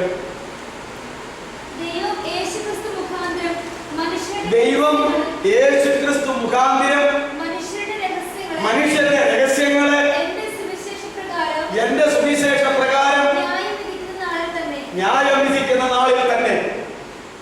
ഇത് ലേഖനത്തിൽ എഴുതി വെച്ചിരിക്കുന്നതാ. ദൈവം യേശുക്രിസ്തു മുഖാന്തരം എന്താ പിതാവ് പറഞ്ഞിരിക്കുന്നത്? എല്ലാവരും പിതാവിനെ ബഹുമാനിക്കുന്നത് പോലെ പുത്രനെയും ബഹുമാനിക്കേണ്ടതിന് പിതാവ് ആരെയും ന്യായം വിധിക്കാതെ ന്യായവിധിയെല്ലാം പുത്രന് കൊടുത്തിരിക്കുന്നു. അങ്ങനല്ലേ പറഞ്ഞിരിക്കുന്നത്? ന്യായവിധിയെല്ലാം പുത്രന് കൊടുത്തിരിക്കുന്നു. അതുകൊണ്ടാണ് കർത്താവ് അന്ന് ശിഷ്യന്മാരോട് പറഞ്ഞത്. പത്രോസ് ചോദിച്ചു, ഞങ്ങളിങ്ങനെ ഉദ്ധിനിയോടെ നിന്റെ പിന്നാലെ പോകുന്നതാണല്ലോ, എല്ലാം വിട്ട്, കടല് വിട്ടു, പടക് വിട്ടു, മീൻ വിട്ടു, വല വിട്ടു, അത് വിട്ടു, ഇത് വിട്ടു, എല്ലാത്തിനെയും വിട്ടു, എന്ത് കിട്ടുമെന്ന് ചോദിച്ചപ്പോഴാ ഞാൻ ഇസ്രായേൽ ഗോത്രം 12 ന്യായം വിധിക്കാതിരിക്കുമ്പോൾ നിങ്ങളും 12 സുഖാസനത്തിൽ എന്നോട് കൂടെ ഇരുന്ന ഇസ്രായേൽ ഗോത്രം 12 നിങ്ങൾ ന്യായം വിധിക്കും. ന്യായം വിധിക്കും അല്ലേ? അപ്പൊ കർത്താവ് മാത്രമല്ല, കർത്താവ് ചീഫ് ജസ്റ്റിസ് ആണെങ്കിൽ സുപ്രീം കോടതി ആയാലും ഹൈക്കോടതി ആയാലും കീഴ്ക്കോടതി ആയാലും പ്രധാന ജഡ്ജിയോടൊപ്പം എത്ര ജഡ്ജിമാരാണ് കോടതിയുടെ വലുപ്പം അനുസരിച്ചുള്ളത്. അതുകൊണ്ട് യേശുക്രിസ്തു ന്യായവിസ്താരത്തിന് എവിടെ ഇരുന്നാലും തന്റെ 12 അപ്പോസ്തലന്മാരും 12 ജഡ്ജിമാരായിട്ട് സഹായിക്കും. പിന്നെയും ദൈവമക്കളിൽ കൊള്ളാകുന്നവരെ എടുക്കുമെന്ന കൊരിന്ത്യർ ലേഖനത്തിൽ പറയുന്നത്. നിങ്ങൾ എന്താ തെളിവ് ബോധമില്ലാതെ ഇങ്ങനെ ജീവിക്കുക? നിങ്ങൾക്ക് നിങ്ങളെ കുറിച്ച് യാതൊന്നും അറിയാൻ മേലെ നിങ്ങൾ ദൈവത്തിന്റെ മന്ദിരമെന്ന് ദൈവത്തിന്റെ ആത്മാവ് നിങ്ങൾ വസിക്കുന്നുവെന്നും നിങ്ങൾ അറിയുന്നില്ലയോ? ദൈവത്തിന്റെ മന്ദിരം നശിപ്പിക്കുന്നതിനെ ദൈവം നശിപ്പിക്കുകയില്ലയോ? നിങ്ങൾ ലോകത്തെ വിധിക്കുമെന്ന് അറിയുന്നില്ലയോ? നിങ്ങൾ ദൂതന്മാരെ വിധിക്കുമെന്ന് അറിയുന്നില്ലയോ? നിങ്ങൾ ലോകത്തെ ഭരിക്കുമെന്ന് അറിയുന്നില്ലയോ? ഇല്ലേ? ഇതൊക്കെ കൊരിന്ത്യ സഭയോടല്ലേ ചോദിക്കുന്നേ. അതുകൊണ്ട് ദൈവസഭയിൽ തന്നോടുകൂടെ ഭരിക്കാനും തന്നോടുകൂടെ ന്യായം വിധിക്കാനും അർഹതയുള്ള രാജാക്കന്മാരെയും ന്യായാധിപന്മാരെയും അവൻ അന്നാളിൽ കൂട്ടിച്ചേർത്ത് ഈ ന്യായവിധികളെല്ലാം നടത്തുന്നതാകുന്നു എന്ന് വചനം വളരെ വ്യക്തമായി പറഞ്ഞിരിക്കുന്നു. എല്ലാ ദൈവമക്കളെയും കേട്ടില്ല. ഇവിടെ ചെറിയ കാര്യത്തിന് ഒരു സത്യം പറയാത്തതിനെയും നീതി കാണിക്കാത്തതിനെയും കർത്താവിനോട് കൂടെ സുഖാസനത്തിൽ ഇരുത്തുന്നു പറഞ്ഞു കഴിഞ്ഞാൽ ജീവൻ പോയാലും ശരി സത്യം മാത്രം സംസാരിച്ചിട്ടുള്ള, നീതി മാത്രം പ്രവർത്തിച്ചിട്ടുള്ള ഈ യോഗ്യതകളെല്ലാം ഉള്ള ആളുകളെയാണ് ആരുടെ ന്യായാധിപന്മാരെ ഇരുത്താൻ പോകുന്നത്. മിക്കവാറും അങ്ങനെയുള്ളവരൊക്കെ രക്തസാക്ഷികളായി മരിക്കേണ്ടി വന്നിട്ടും അല്ലെങ്കിൽ ഈ ലോകത്തിൽ വെച്ച് ഉറപ്പിക്കുമോ? അതുകൊണ്ട് ജീവിച്ചിരുന്ന ഒരൊറ്റയാൾ യോഹന്നാൻ അപ്പോസ്തലൻ പോലും സ്വാഭാവിക മരണമല്ലേ പ്രാപിച്ചത്. അപ്പൊ അദ്ദേഹം ജഡ്ജിയായിട്ട് വരും. അതുപോലെ ആരെങ്കിലും ഉണ്ടെങ്കിൽ വരും എന്ന് പറഞ്ഞതിന്റെ ചുരുക്കം. പക്ഷെ ഈ തരത്തിലുള്ള ജീവിതം അത്ര ശരിയാവില്ല ലോകത്തിൽ. അവനെ അവിടെ വെച്ചുകൊണ്ടിരിക്കാനായിട്ട് ഒരു സാധ്യതയുമില്ല. അതുകൊണ്ട് രഹസ്യങ്ങൾക്ക് ന്യായവിധിയുണ്ട്. ദൈവം ക്രിസ്തുവിലൂടെ മനുഷ്യന്റെ രഹസ്യങ്ങളെ എന്ത് വെച്ചാൽ വിസ്തരിക്കുന്നത്? എന്റെ സുവിശേഷ പ്രകാരം. ഒന്നു മക്കളെ, ദൈവമക്കൾക്ക് ഈ പുതിയ നിയമം വെച്ച് ന്യായം വിധിക്കുള്ളൂ കേട്ടോ. കർത്താവ് പറഞ്ഞ വാക്യങ്ങളും പരിശുദ്ധാത്മാവ് പറഞ്ഞ വാക്യങ്ങളും മാത്രമേ ഉള്ളൂ. അല്ലാതെ കാനോൻ ഒന്നും ബാധകമല്ല സഭയുടെ. മറ്റാരുടെയും ഭരണഘടനയും അല്ല. ഈ ലോകത്തിൽ എന്ത് പ്രസ്ഥാനം ഉണ്ടെങ്കിലും അതിന് അതിൻ്റെതായ ഒരു ഭരണഘടനയുണ്ട്, മാനുഷികമായ ഭരണഘടന. അതൊന്നും വിഷയമല്ല. അത് ഈ ലോകത്തിലെ കാര്യങ്ങളാണ്. പിന്നെ ഇന്ത്യയുടെ പീനൽ കോഡ് അതൊന്നും നമുക്ക് വിഷയമല്ല സ്വർഗത്തിൽ പോകാൻ. അതൊക്കെ ഓർത്തോണം. ഇവിടെ ജീവിച്ചിരിക്കുന്ന കാലത്ത് ശ്രേഷ്ഠാധികാരത്തിന് കീഴ്വഴങ്ങുമ്പോൾ ഇന്ത്യ ഗവൺമെന്റിനും ഭരണഘടനയ്ക്ക് കീഴ്വഴങ്ങണം എന്നുള്ളതല്ലാതെ. അതുകൊണ്ട് നമ്മൾ ഒരു കാര്യം ഓർക്കേണ്ടതാണ്. സുവിശേഷ പ്രകാരമാണ് ദൈവമക്കളുടെ ന്യായവിധി. ഈ സുവിശേഷ പുസ്തകത്തിൽ എഴുതിയിരിക്കുന്നത് സുവിശേഷം ക്രിസ്തു, സുവിശേഷ വചനങ്ങൾ ക്രിസ്തുവിന്റെ വചനങ്ങൾ അല്ലേ? അതാ പറഞ്ഞ ദൈവം ക്രിസ്തുവിലൂടെ മനുഷ്യന്റെ രഹസ്യങ്ങൾക്ക് എന്റെ സുവിശേഷ പ്രകാരം ന്യായം വിധിക്കുന്ന നാളിൽ തന്നെ. അതുകൊണ്ട് എപ്പോഴും ഇതാണ് നമ്മുടെ പ്രമാണം എന്നുള്ളത് നമ്മൾ ഓർക്കേണ്ടതാണ്. ഞാൻ ചോദിക്കട്ടെ, ഇവിടെ എന്താ? വാക്കിന് ന്യായവിധിയുണ്ട്, പ്രവർത്തനങ്ങൾക്ക് ന്യായവിധി, പ്രവൃത്തികൾക്ക് ന്യായവിധിയുണ്ട്. ഇവിടെ എന്തിനാ ന്യായവിധി? രഹസ്യങ്ങൾക്ക്. രഹസ്യം എന്ന് പറഞ്ഞാൽ എന്താ? അധികം ആളുകൾ അറിയാത്ത വിഷയം. നമുക്ക് എല്ലാവർക്കും അറിയാമല്ലോ. ഞാനിപ്പോൾ എനിക്കിപ്പോൾ ജോയി ഭാഷയോട് ഒരു രഹസ്യം പറയണമെങ്കിൽ ഞാനിപ്പോൾ ക്ലാസ് കഴിയുമ്പോൾ ജോയി ഭാഷ എവിടെ രഹസ്യം പറഞ്ഞിട്ട് ഒന്ന് വന്നാട്ടെ, നിങ്ങൾ ആരും കേൾക്കാതെ സൗകര്യമായ അങ്ങോട്ട് മാറുന്നത് ഞങ്ങൾ രഹസ്യം പറയും. അപ്പോൾ രഹസ്യം എന്ന് പറഞ്ഞാൽ ഒരു വ്യക്തി മറ്റൊരു വ്യക്തിയോട് പറയുന്ന ഒന്നോ ഒന്നിലധികമോ ആളുകളോട്, എന്നാൽ എല്ലാവരോടുമല്ല, പറയുന്ന വിഷയങ്ങളൊക്കെ എന്ത് പറയുന്നത് രഹസ്യം. രഹസ്യം മനസ്സിലറിയാൻ പറ്റും. രഹസ്യം. ഈ രഹസ്യത്തെ കുറിച്ച് കർത്താവ് പറഞ്ഞു, അറയ്ക്കുള്ളിൽ മന്ത്രിച്ചത് പുറമുകളിൽ ഞാൻ പ്രഘോഷിക്കും. അറയ്ക്കുള്ളിൽ മന്ത്രിച്ചത് പുറമുകളിൽ പ്രഘോഷിക്കും അല്ലേ? കർത്താവ് പറഞ്ഞത് അറയ്ക്കുള്ളിൽ വെച്ച് പറഞ്ഞതൊക്കെ ഞാൻ വെളിച്ചത്താക്കുമെന്ന്. അപ്പോ രഹസ്യങ്ങൾക്ക് ന്യായവിധിയില്ലേ? രഹസ്യങ്ങൾ എന്ന് പറഞ്ഞാൽ എല്ലാവരും പറഞ്ഞിട്ടുള്ള കാര്യമല്ല, ചുരുക്കം ആളുകൾ. ഞാൻ രഹസ്യം ഒരാളില്ലാതെ എനിക്ക് പറയാൻ പറ്റുമോ? ദൈവത്തോട് രഹസ്യമായിട്ട് പറയേണ്ട കാര്യമില്ല, കാരണം ദൈവത്തിന് അറിയാൻ വരാത്തൊരു കാര്യമില്ല. അപ്പോ അങ്ങനെയുള്ള രഹസ്യങ്ങൾ, അങ്ങനെ എന്തെല്ലാം രഹസ്യങ്ങൾ കിടക്കുന്നു എല്ലാവർക്കും ഇല്ലേ? ഒരു പാസ്റ്റർക്ക് വിശ്വാസികൾ അറിയാത്ത രഹസ്യം എന്തോരുമുണ്ട്, ഒരു ഭർത്താവിന് ഭാര്യ അറിയാത്ത രഹസ്യം എന്തോരുമുണ്ട്, ഒരു ഭാര്യയ്ക്ക് ഭർത്താവ് അറിയാത്ത രഹസ്യം എന്തോരുമുണ്ട്, നമ്മുടെ മേലധികാരികൾ അറിയാത്ത രഹസ്യങ്ങൾ കീഴുദ്യോഗസ്ഥന്മാരെന്നുള്ള നിലയിൽ എന്തോരുമുണ്ട്. എവിടെ നോക്കിയാലും പദവികളുടെ കാര്യം ഞാൻ മുമ്പ് പറഞ്ഞല്ലോ. രഹസ്യങ്ങളെ വെളിച്ചത്താക്കിയിട്ടുള്ള ഒരു വിധി, അത് സുവിശേഷ പ്രകാരം വിധിക്കും എന്ന് നമ്മൾ മനസ്സിലാക്കേണ്ടതാണ്. ഈ രഹസ്യം പറഞ്ഞത് മിക്കവാറും നന്മയായിട്ടുള്ള കാര്യമാണോ തിന്മയായിട്ടുള്ള കാര്യമാണോ? ഭൂരിപക്ഷവും തിന്മയായിട്ട് വരാൻ സാധ്യത. കാരണം നന്മയാണെങ്കിൽ ഇച്ചിരൂടെ പരിചയാക്കിയാൽ കുഴപ്പം വരില്ലായിരുന്നു. ശരിയല്ലേ? ഇല്ലേ?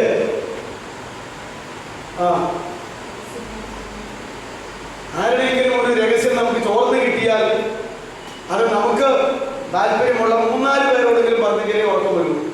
അതിന് രഹസ്യം പറഞ്ഞത്. എന്നിട്ട് പറയും, നിന്നോടല്ലാതെ ഞാൻ ഈ ഭൂമിയിൽ ആരോടും പറഞ്ഞിട്ടില്ല കൊണ്ടോ നീ ആരോടും പറയരുത്. അതാ അങ്ങനെ ആദ്യം ഒരാൾ പറഞ്ഞതാണ്. എന്നിട്ട് പിന്നെ അടുത്ത ആളോട് അത് തന്നെ പറയും, ആ പുള്ളി ഇത് തന്നെ പറയും. ഇങ്ങനെ പറഞ്ഞ് പോയി കഴിയുമ്പോഴത്തേക്കും അത് കുറെ പരസ്യമാകും. എന്നാലും എല്ലാവരും അറിയത്തില്ല. രഹസ്യത്തിൽ ഇതെല്ലാം വരും. അതുകൊണ്ട് രഹസ്യം പറച്ചിൽ ദൈവമക്കൾ സൂക്ഷിക്കണം. രഹസ്യം പറയരുതെന്നല്ല ഞാൻ പറഞ്ഞത്. രഹസ്യമായാലും പരസ്യമായാലും ന്യായവിധി എന്താകണം? ദൈവത്തിന് പ്രസാദകരമായിരിക്കും. അതുകൊണ്ട് രഹസ്യങ്ങൾക്ക് ന്യായവിധിയുണ്ട് എന്ന് പറഞ്ഞിരിക്കുന്നു. അടുത്തുനിന്ന് അച്ചോടെ കട്ടിയുള്ള വിഷയമാണ്. ഹൃദയങ്ങളുടെ ആലോചനകൾക്ക് ന്യായവിധി, മനുഷ്യ ഹൃദയത്തിന്റെ ആലോചനകൾക്ക് ന്യായവിധിയുണ്ട്. ഞാനും ഒരു കാലത്ത് ആലോചന എന്നുള്ള വിഷയം 3-മതും രഹസ്യം 4-മതോ പറഞ്ഞിരുന്നു. പിന്നീട് മനസ്സിലായത് രഹസ്യത്തേക്കാൾ കടന്നതാണ് എന്ത്? ആലോചന, ഹൃദയത്തിന്റെ ആലോചന. വാക്യം 1 കൊരിന്ത്യർ 4:5. 1 കൊരിന്ത്യർ 4:5. ആകയാൽ കർത്താവ് വരുവോളം സമയത്തിന് മുമ്പേ ആരും ഒന്നും വിധിക്കണ്ട. ഒരു ന്യായവിധി ഉള്ളതായി പറയുന്നു. എന്നിട്ട് അവൻ ഇരുട്ടിൽ മറഞ്ഞിരിക്കുന്നത് വെളിച്ചത്താക്കിയിട്ട് ഹൃദയങ്ങളുടെ ആലോചനകളെ വെളിപ്പെടുത്തും. ഇരുട്ടിലിരിക്കുന്നത് വെളിച്ചത്താക്കും, ഹൃദയത്തിന്റെ ആലോചനകളെ വെളിയിൽ കൊണ്ടുവരും. ഈ ഹൃദയത്തിന്റെ ആലോചന എന്ന് പറയാൻ, രഹസ്യം പറയാൻ ഒരാളെങ്കിലും വേണമായിരുന്നു. എന്നാൽ ഹൃദയത്തിന്റെ ആലോചനയ്ക്ക് ആരും വേണ്ട. ഈ രാത്രി കിടക്കുമ്പോൾ എനിക്ക് എന്തെല്ലാം കാര്യങ്ങൾ ആലോചിക്കാൻ കഴിയും ഞാൻ തന്നെ. ശരിയല്ലേ? ഹൃദയത്തിന്റെ ആലോചന, എന്തെല്ലാം വിഷയങ്ങൾ, ആരെല്ലാം കുറിച്ചുള്ളത്, എന്തെല്ലാം കാര്യങ്ങൾ എനിക്ക് തന്നെ ആലോചിക്കാൻ കഴിയും. എന്റെ ഹൃദയത്തിന്റെ ആലോചന. നിങ്ങൾക്കത് മനസ്സിലാകുന്നുണ്ട്? ഞാൻ ഇതുവരെ ഭൂമിയിൽ എന്റെ ഭാര്യയ്ക്ക് പറഞ്ഞ മറ്റൊരു സ്ത്രീയുമായി വ്യഭിചാരം ചെയ്തിട്ടില്ല എന്ന് പറയും പ്രവൃത്തി. എന്നാൽ കർത്താവിന്റെ വ്യാഖ്യാന പ്രകാരം ഹൃദയത്തിലെ മോഹം എന്താണ്? വ്യഭിചാരമാണ്. സ്ത്രീയെ മോഹിക്കേണ്ടതിന് നോക്കുന്നവനെല്ലാം ശരീരം കൊണ്ടല്ല ഹൃദയം കൊണ്ട് ഹൃദയ വ്യഭിചാരം, ശാരീരിക വ്യഭിചാരം ഇല്ലെന്ന് ഞാൻ പറയുമ്പോൾ എന്നിൽ എന്തുണ്ട്? ഹൃദയ വ്യഭിചാരം ഉണ്ട്, ഹൃദയ വ്യഭിചാരമുണ്ട്. അങ്ങനെയുള്ള എൻ്റെ ഭാര്യയുടെ ഇരിപ്പുണ്ട്. ഞാനും എൻ്റെ ഭാര്യയും കൂടി ഒരു മുറിയിൽ ഒരു ബെഡിലായിരിക്കുമ്പോഴും ദാമ്പത്യ ബന്ധത്തിൽ ഏർപ്പെടുമ്പോഴും എനിക്ക് എൻ്റെ ഹൃദയത്തിന്റെ ആലോചന 100,000 സ്ത്രീകളെ അവർക്ക് പുറമെ ആലോചിക്കാൻ കഴിയും. ശരിയല്ലേ? ഞാൻ ഈ ഹൃദയത്തിന്റെ ആലോചനകളുടെ ഒരു ആഴം എന്ന് പറയാൻ ഉദാഹരണമൊക്കെ പറഞ്ഞു കൊണ്ടുപോവുക. ഹൃദയത്തിന്റെ ആലോചന അതെന്റെ ഭാര്യ പോലും അറിയുന്നില്ലല്ലോ. ഇത് പരസ്പരം അറിയുമോ? ഹൃദയത്തിന്റെ ആലോചന പരസ്പരം അറിയുമോ? ലോകത്താരും അറിയുന്നില്ല. ഒരാൾ മാത്രമേ അറിയുന്നുള്ളൂ. ആരാ? മുകളിലിരിക്കുന്ന ഉടയനമ്പുരാൻ. ആ ദൈവമാണ് പറഞ്ഞത്, നിന്റെ ഹൃദയത്തിന്റെ ആലോചനകളെ ന്യായവിധിയുടെ അന്ന് ഇരുട്ടിലിരിക്കുന്നത് വെളിച്ചത്താക്കുന്നത് പോലെ തന്നെ നിന്റെ ഹൃദയത്തിന്റെ ആലോചനകളെയും ഞാൻ വെളിച്ചത്ത് കൊണ്ടുവന്ന് വിധിക്കും. അതുകൊണ്ട് ഹൃദയത്തിന്റെ ആലോചനകൾക്ക് ന്യായവിധിയുണ്ട്. അതുകൊണ്ട് ആ 4 കാര്യങ്ങൾ ഞാൻ അവസാനിപ്പിക്കട്ടെ. മനുഷ്യന്റെ വാക്കിന് ന്യായവിധിയുണ്ട്, മനുഷ്യന്റെ പ്രവർത്തനങ്ങൾക്ക് ന്യായവിധിയുണ്ട്, മനുഷ്യന്റെ രഹസ്യങ്ങൾക്ക് ന്യായവിധിയുണ്ട്, മനുഷ്യന്റെ ഹൃദയത്തിന്റെ ആലോചനകൾക്ക് ന്യായവിധിയുണ്ട്. പെട്ടെന്ന് നിർത്താം, സമയം പറഞ്ഞു. 10 മിനിറ്റ്. ഇനി ഇതെല്ലാം പൊതുവായ ന്യായവിധിയുടെ നിയമങ്ങൾ. ഏത് മനുഷ്യനായാലും, മാലാഖയായാലും മനുഷ്യനായാലും, നരകത്തിൽ പോകുന്നവനായാലും സ്വർഗത്തിൽ പോകുന്നവനായാലും ഈ വ്യവസ്ഥയെല്ലാം പൊതുവായിട്ട് വെച്ചിരിക്കുകയാണ്. അടുത്തത് ന്യായവിധിക്ക്, ന്യായവിസ്താരത്തിൽ, ഈ ലോകത്തിൽ ന്യായവിസ്താരത്തിന് സാക്ഷികളുണ്ടല്ലോ, അവരെ വിസ്തരിച്ചാണല്ലോ കാര്യങ്ങൾ. ഞാൻ ഇപ്രകാരം കേട്ടിട്ടുണ്ട്, ഈ ലോകത്തില് ഒരാളെ കൊന്നാൽ കൊന്നിട്ടില്ല എന്ന് വക്കീൽ വാദിച്ചും സാക്ഷികളെ വിസ്തരിച്ചും ആള് വെറുതെ വിടാറുണ്ട്. എന്നാൽ ചില നിരപരാധികൾ ക്രൂശിക്കപ്പെടാറുണ്ട്. അന്നജാണ്ടി എന്ന് പറയുന്ന വക്കീൽ ആയിരിക്കുമ്പോൾ ഒരു കേസ് വാദിച്ചു. 1000 കുറ്റവാളികളെ രക്ഷപ്പെട്ടാലും ഒരു നിരപരാധി ശിക്ഷിക്കപ്പെടാൻ പാടില്ലായിരുന്നു. നമ്മുടെ അടുത്തുള്ള പ്രദേശത്ത് ഒരു വാദിച്ച കാര്യം പത്രത്തിൽ ഞാൻ വായിച്ചിട്ടുണ്ട്.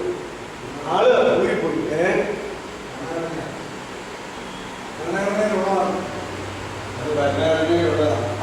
ഭരണഘടനയിലുള്ളതാണ്. ആ വാക്യം ഉദ്ധരിച്ചുകൊണ്ടാണ് തന്റെ വിസ്താരം പൂർത്തീകരിച്ചത്. എന്നാൽ താൻ വാദിച്ച ഒരാള് തന്റെ പിതാവിനെ ഒളിപ്പിച്ചു കൊണ്ടുപോകാം, കൊന്നിട്ടില്ല എന്ന് ഇറക്കി വിട്ടു. പക്ഷേ കേസങ്ങനെ പറഞ്ഞു വിട്ടിട്ട് പുറത്തേക്ക് ഇറങ്ങിയപ്പോൾ അവരെ വിളിച്ചു പറഞ്ഞു, യേസൂരി പോയി. പക്ഷേ നീ ചെയ്തതിനൊക്കെ അറിയാമല്ലോ, നിന്നെ ഉടയതമ്പുരാൻ വിടില്ല എന്ന് പറഞ്ഞു. എൻ്റെ അറിവ്, ഒരു മനുഷ്യൻ എത്തിയപ്പോൾ അതേ മാസം, അതേ ആഴ്ചയിൽ, അതേ ഡേറ്റിൽ, അതേ സമയത്ത് വേലക്കാരൻ ഇതേ തൂക്കം കൊണ്ട് ഇയാളെ വിളിച്ചു. ദൈവത്തിന്റെ ന്യായവിധി ഒന്ന് വേറെ, മനുഷ്യന്റെ ന്യായവിധി ഒന്ന് വേറെ. ഞാൻ പറഞ്ഞത് ചെയ്തത് ചെയ്തില്ല എന്നും കൊന്നത് കൊന്നില്ല എന്നും ഒക്കെ മറിച്ചും തിരിച്ചും ഈ ലോകത്തിൽ എല്ലാ മണ്ഡലത്തിലും ന്യായങ്ങൾ വിധിക്കാറുണ്ട്, ന്യായവിധി വരാറുണ്ട്. പക്ഷെ ദൈവത്തിന്റെ ന്യായവിധി ഒരിക്കലും തെറ്റുപറ്റത്തില്ല. അതിന് ദൈവം ചില സാക്ഷികളെ വയ്ക്കും. അതാരാന്നറിയാമോ? ലോകത്തിലൊരു മനുഷ്യനും അവിടെ സാക്ഷിയായിട്ട് വരത്തില്ല. ഒന്ന്, ജീവപുസ്തകം എന്ന് പറയുന്ന ഒരു സാക്ഷി ദൈവത്തിന്റെ അടുക്കൽ സാക്ഷിയായിട്ടുണ്ട്. ജീവപുസ്തകം എന്ന് പറയുന്ന ഒരു പുസ്തകം എടുത്ത് അത് പരിശോധിച്ച് അതിനെ സാക്ഷിയാക്കിയാണ് ന്യായം വിധിക്കുന്നത്. ജീവപുസ്തകം. ദാനിയേൽ 7:10 അതിന്റെ വാക്യം. വെളിപ്പാട് 20:12-15. ദാനിയേൽ 7:10 വായിക്കാമോ? ഒരു അഗ്നിനദി അവന്റെ മുമ്പിൽ നിന്ന് പുറപ്പെട്ടൊഴുകി 1000 പേർ അവനെ ശുശ്രൂഷ ചെയ്തു. 10,000 പേർ അവന്റെ മുമ്പാകെ നിന്നു. ന്യായവിസ്താര സഭ ഇരുന്നു. ദാനിയേൽ കണ്ട ന്യായവിധിയെ കുറിച്ചുള്ള പ്രവചനമാണ്. ന്യായവിസ്താര സഭ ഇരുന്നു. പുസ്തകങ്ങൾ തുറന്നു. അപ്പോൾ കൊമ്പ് സംസാരിച്ചു. മതി. ന്യായവിസ്താര സഭ ഇരുന്നു സ്വർഗത്തിലെ. അപ്പോൾ ന്യായം വിസ്തരിക്കുവാൻ വേണ്ടി പുസ്തകങ്ങൾ തുറക്കപ്പെട്ടു. ഇത് ഭൂമിയിലെ കാര്യമല്ല, സ്വർഗത്തിലെ കാര്യമാണ്. സ്വർഗത്തിലെ പുസ്തകങ്ങളുണ്ട്. അതിന്റെ ഒരു പേരാണ് വെളിപ്പാട് 20:12-15. ജീവപുസ്തകത്തിൽ പേരെഴുതി കാണാത്ത എവനെയും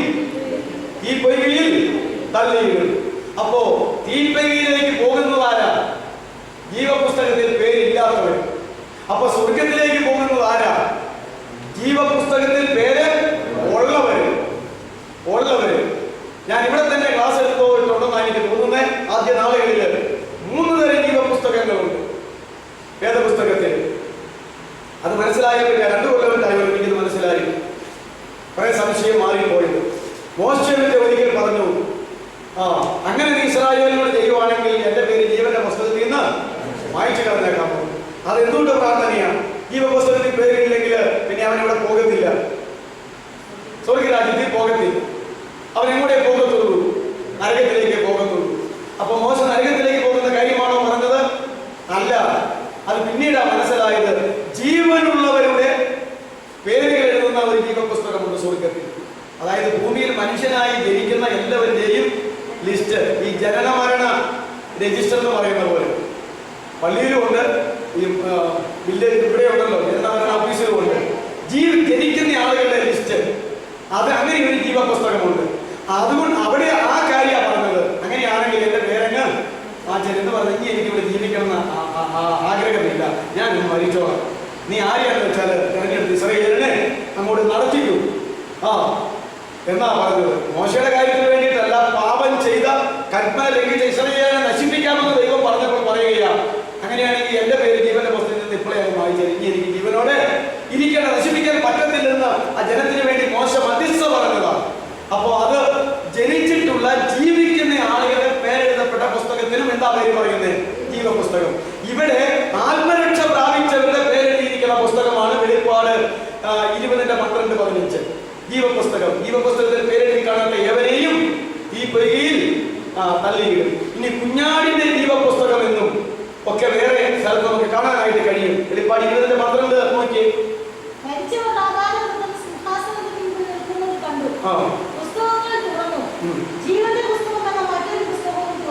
ജീവന്റെ പുസ്തകം എന്ന മറ്റൊരു പുസ്തകവും തുറന്നു. മതി. അത് പാപികളുടെ ന്യായവിധിയെ കുറിച്ച് പറയുന്നതാണ് അല്ലേ? അനന്തരം ഞാൻ വെള്ള സിംഹാസനത്തെ കണ്ടെന്നല്ലേ പറയുന്നത്. അത് സകല പാപികളുടെയും ന്യായവിധിയെ കുറിച്ച് ഞാൻ നേരത്തെ പറഞ്ഞു തന്നിട്ടുണ്ട്. ആ വേദഭാഗം വെളിപ്പാട് പുസ്തകം 20:11-15 വരെയുള്ള വേദഭാഗം മതി വായിക്കണ്ട. അവിടെയും പുസ്തകങ്ങൾ തുറന്നു. അപ്പോ ജീവപുസ്തകം ന്യായവിധിക്ക് വേണ്ടി ദൈവം കൊണ്ടുവരും. അപ്പൊ എത്ര തരം ജീവപുസ്തകമുണ്ട്? 3 തരം ജീവപുസ്തകം. ജീവനുള്ളവരുടെ രജിസ്റ്റർ, മനുഷ്യനായി ജനിച്ചോ അവന്റെ ഒക്കെ പേര് അത് ഉണ്ടാകും അവിടെ. എന്നിട്ട് അതിൽ നിന്ന് ആത്മരക്ഷ പ്രാപിച്ചിട്ട് സ്വർഗത്തിലേക്ക് പോകുവാൻ ആത്മരക്ഷ പ്രാപിച്ചവരുടെ, രക്ഷിക്കപ്പെട്ടവരുടെ പേരുകൾ എഴുതിയിരിക്കുന്ന ജീവപുസ്തകം. അത് നോക്കിയിട്ടാണ് അതിൽ പേരില്ലാത്തവരെയൊക്കെ എങ്ങോട്ട് വിടുന്നത്? നരകത്തിലേക്കും. പേരുള്ളവരെയൊക്കെ ഇങ്ങോട്ട് വിടുന്നത്. പിന്നെ കുഞ്ഞാടിന്റെ ജീവപുസ്തകം അങ്ങനെയാണ്. ലോകസ്ഥാപനം മുതൽ അറയ്ക്കപ്പെട്ട കുഞ്ഞാടിന്റെ ജീവപുസ്തകത്തിൽ പേരെഴുതപ്പെടാത്തവരൊക്കെയും എതിർ ക്രിസ്തുവിനെ നമസ്കരിക്കുമെന്നൊരു വാക്യമുണ്ട്. കുഞ്ഞാടിന്റെ ജീവപുസ്തകം. ഇങ്ങനെ 3 തരം പേരിൽ ജീവപുസ്തകം അറിയപ്പെടുന്നുണ്ട്.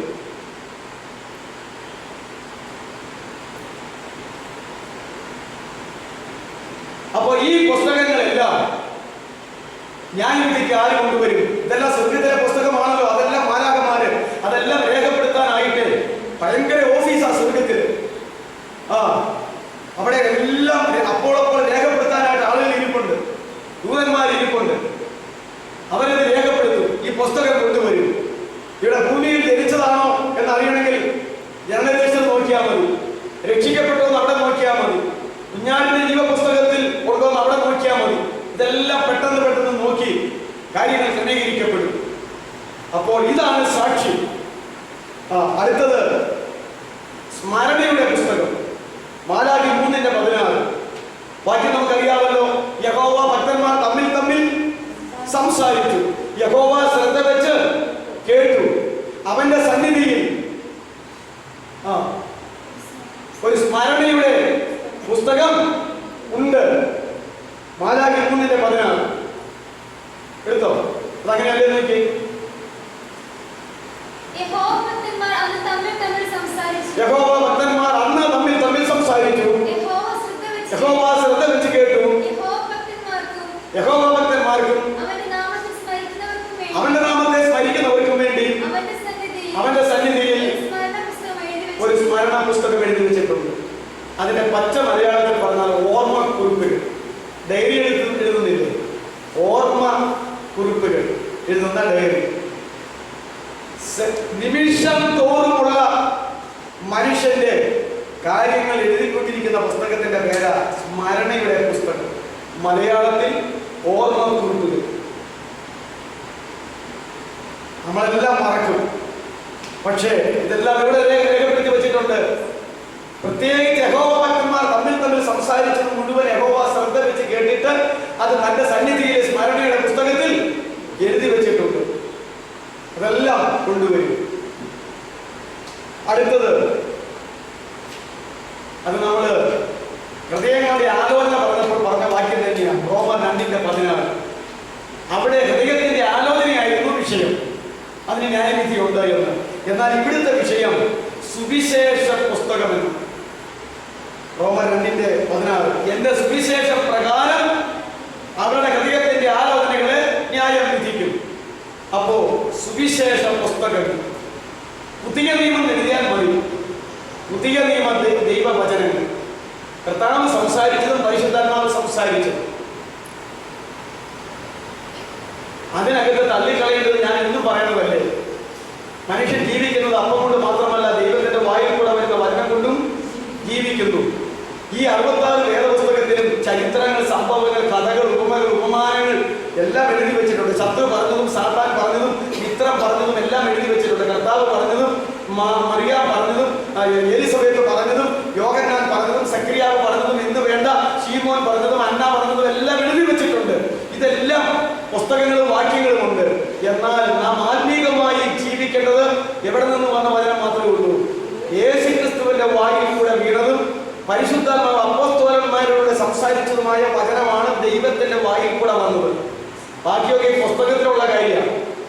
ഈ തെറ്റുപറ്റുന്നത് എവിടെയെന്ന് അറിയാമോ? സമുദായത്തിന് തെറ്റുപറ്റിയിട്ടുള്ളത് മുഴുവൻ ബൈബിളിൽ നിന്ന് ചില വാക്യം എടുത്തപ്പോൾ അതേതായി പോയിട്ടുണ്ട്.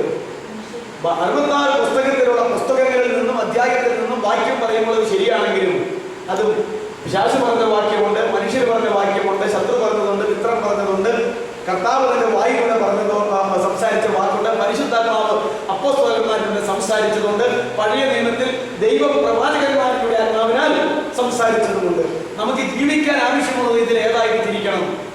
ദൈവത്തിന്റെ വായിൽ കൂടെ വന്ന വചനം മാത്രമേ നമുക്ക് ആത്മീകമായി ജീവിക്കാൻ പറ്റുള്ളൂ. ശരിയല്ലേ? കർത്താവ് ഇങ്ങനെ പ്രസംഗിച്ചുകൊണ്ടിരിക്കുമ്പോൾ ഒരമ്മച്ചി താഴെ തേക്കുന്നെന്ന് പറഞ്ഞു, നിന്നെ ചുമന്ന ഉദരവും നീ കുടിച്ച മുലകളും ഭാഗ്യമുള്ളവ. അതാണല്ലോ മാതാവിന്റെ പെരുന്നാളിൽ എടുക്കാനായിട്ടുള്ള വാക്യം ക്രിസ്ത്യൻ മതങ്ങളിൽ. അങ്ങനെ 1-2 വാക്യങ്ങളുണ്ട്. അപ്പൊ തന്നെ കർത്താവ് പറഞ്ഞു, അല്ല, എന്റെ പിതാവിന്റെ ഇഷ്ടം ചെയ്യുന്നവനത്രേ ഭാഗ്യവാൻ. പിന്നെ തന്റെ അടുക്കൽ ഇരിക്കുന്നവരെ നോക്കിക്കൊണ്ട് ഇതാ എന്റെ അമ്മയും എന്റെ സഹോദരന്മാരും എന്റെ സഹോദരിമാരും എന്ന് പറഞ്ഞില്ലേ? എന്റെ പിതാവിന്റെ ഇഷ്ടം ചെയ്യുന്നവരെത്രേ ഭാഗ്യവാന്മാർ.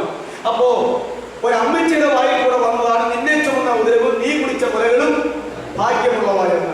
അപ്പൊ തന്നെ കർത്താവ് തിരുത്തി പറഞ്ഞു, അല്ല, എന്റെ പിതാവിന്റെ ഇഷ്ടം ചെയ്യുന്നവരാ ഭാഗ്യവാന്മാര്. നമ്മൾ ജീവിക്കേണ്ട വചനം ഏതാ? അമ്മച്ചി പറഞ്ഞ വാക്യമല്ല, കർത്താവിന്റെ വായിൽ കൂടെ വീണ വാക്യം. അപ്പൊ നിങ്ങൾക്ക് കാര്യം മനസ്സിലായില്ലേ? ശാസ്ത്രിയോട് പറഞ്ഞില്ലേ, കല്ലപ്പമാക്ക് അങ്ങനെ എഴുതിയിരിക്കുന്നല്ലോ, ഇങ്ങനെ എഴുതിയിരിക്കുന്നല്ലോ, അവിടെ അങ്ങനെ പറഞ്ഞിരിക്കുന്നല്ലോ. അപ്പൊ കർത്താവ് പറഞ്ഞു, എടാ, മനുഷ്യൻ അപ്പം കൊണ്ട് മാത്രമല്ല ജീവിക്കുന്നത്, ദൈവത്തിന്റെ വായിൽ കൂടെ വരുന്ന വചനം കൊണ്ട് ജീവിക്കുന്നു എന്നും കൂടെ എഴുതിയിട്ടുണ്ട്. അതുകൊണ്ട് ഞാൻ 40 ദിവസം ജീവിച്ചത് എന്റെ പിതാവിന്റെ വായിൽ കൂടെ വന്ന വചനം ഭക്ഷിച്ച, അല്ലാതെ വേറെ ഒന്നും തിന്നും കുടിച്ചുമല്ല. ഇനി 400 ദിവസം വേണമെങ്കിലും ജീവിക്കാൻ ആ വചനം മതി. ഇപ്പൊ കല്ലപ്പമാക്കി ഞാനും നിങ്ങളെ ഒന്നിച്ച് തിന്നണ്ട എന്നല്ലേ പറഞ്ഞത്.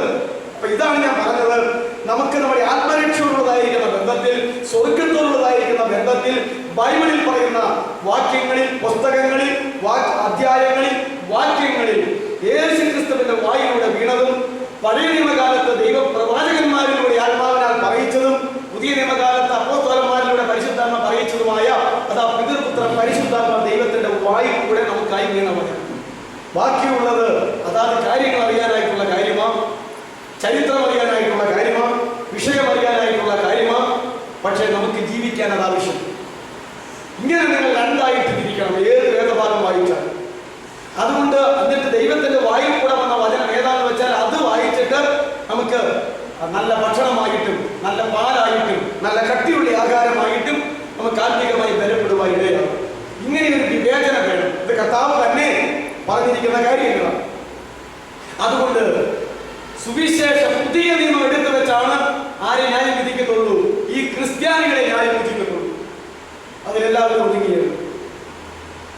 എന്നാൽ യഹൂദന്മാരെ ന്യായം വിധിക്കുമ്പോൾ പുതിയ നിയമം എടുത്ത് വെച്ചാണോ ന്യായം വിധിക്കുന്നത്? അല്ല. പിന്നെ ഏതാ? പഴയ നിയമം, ന്യായപ്രമാണം എടുത്തു വെച്ചാൽ. ജാതികളെ ന്യായം വിധിക്കാൻ എനിക്ക് രണ്ട് പുസ്തകവും വയ്ക്കില്ല. കാരണം ഇത് രണ്ടും അവർക്ക് കൊടുത്തായിരുന്നോ? ഇല്ല. അവരുടെ മനസാക്ഷിയിലൂടെ ദൈവത്തിന്റെ ആത്മാവ് സമയാസമയങ്ങളിൽ കാലാകാലങ്ങളിൽ വിഷയങ്ങളിൽ സത്യമില്ലത് അസത്യമില്ലതും നീതി ഇന്നതും ഒരു ബോധം കൊടുത്തിട്ടുണ്ട്.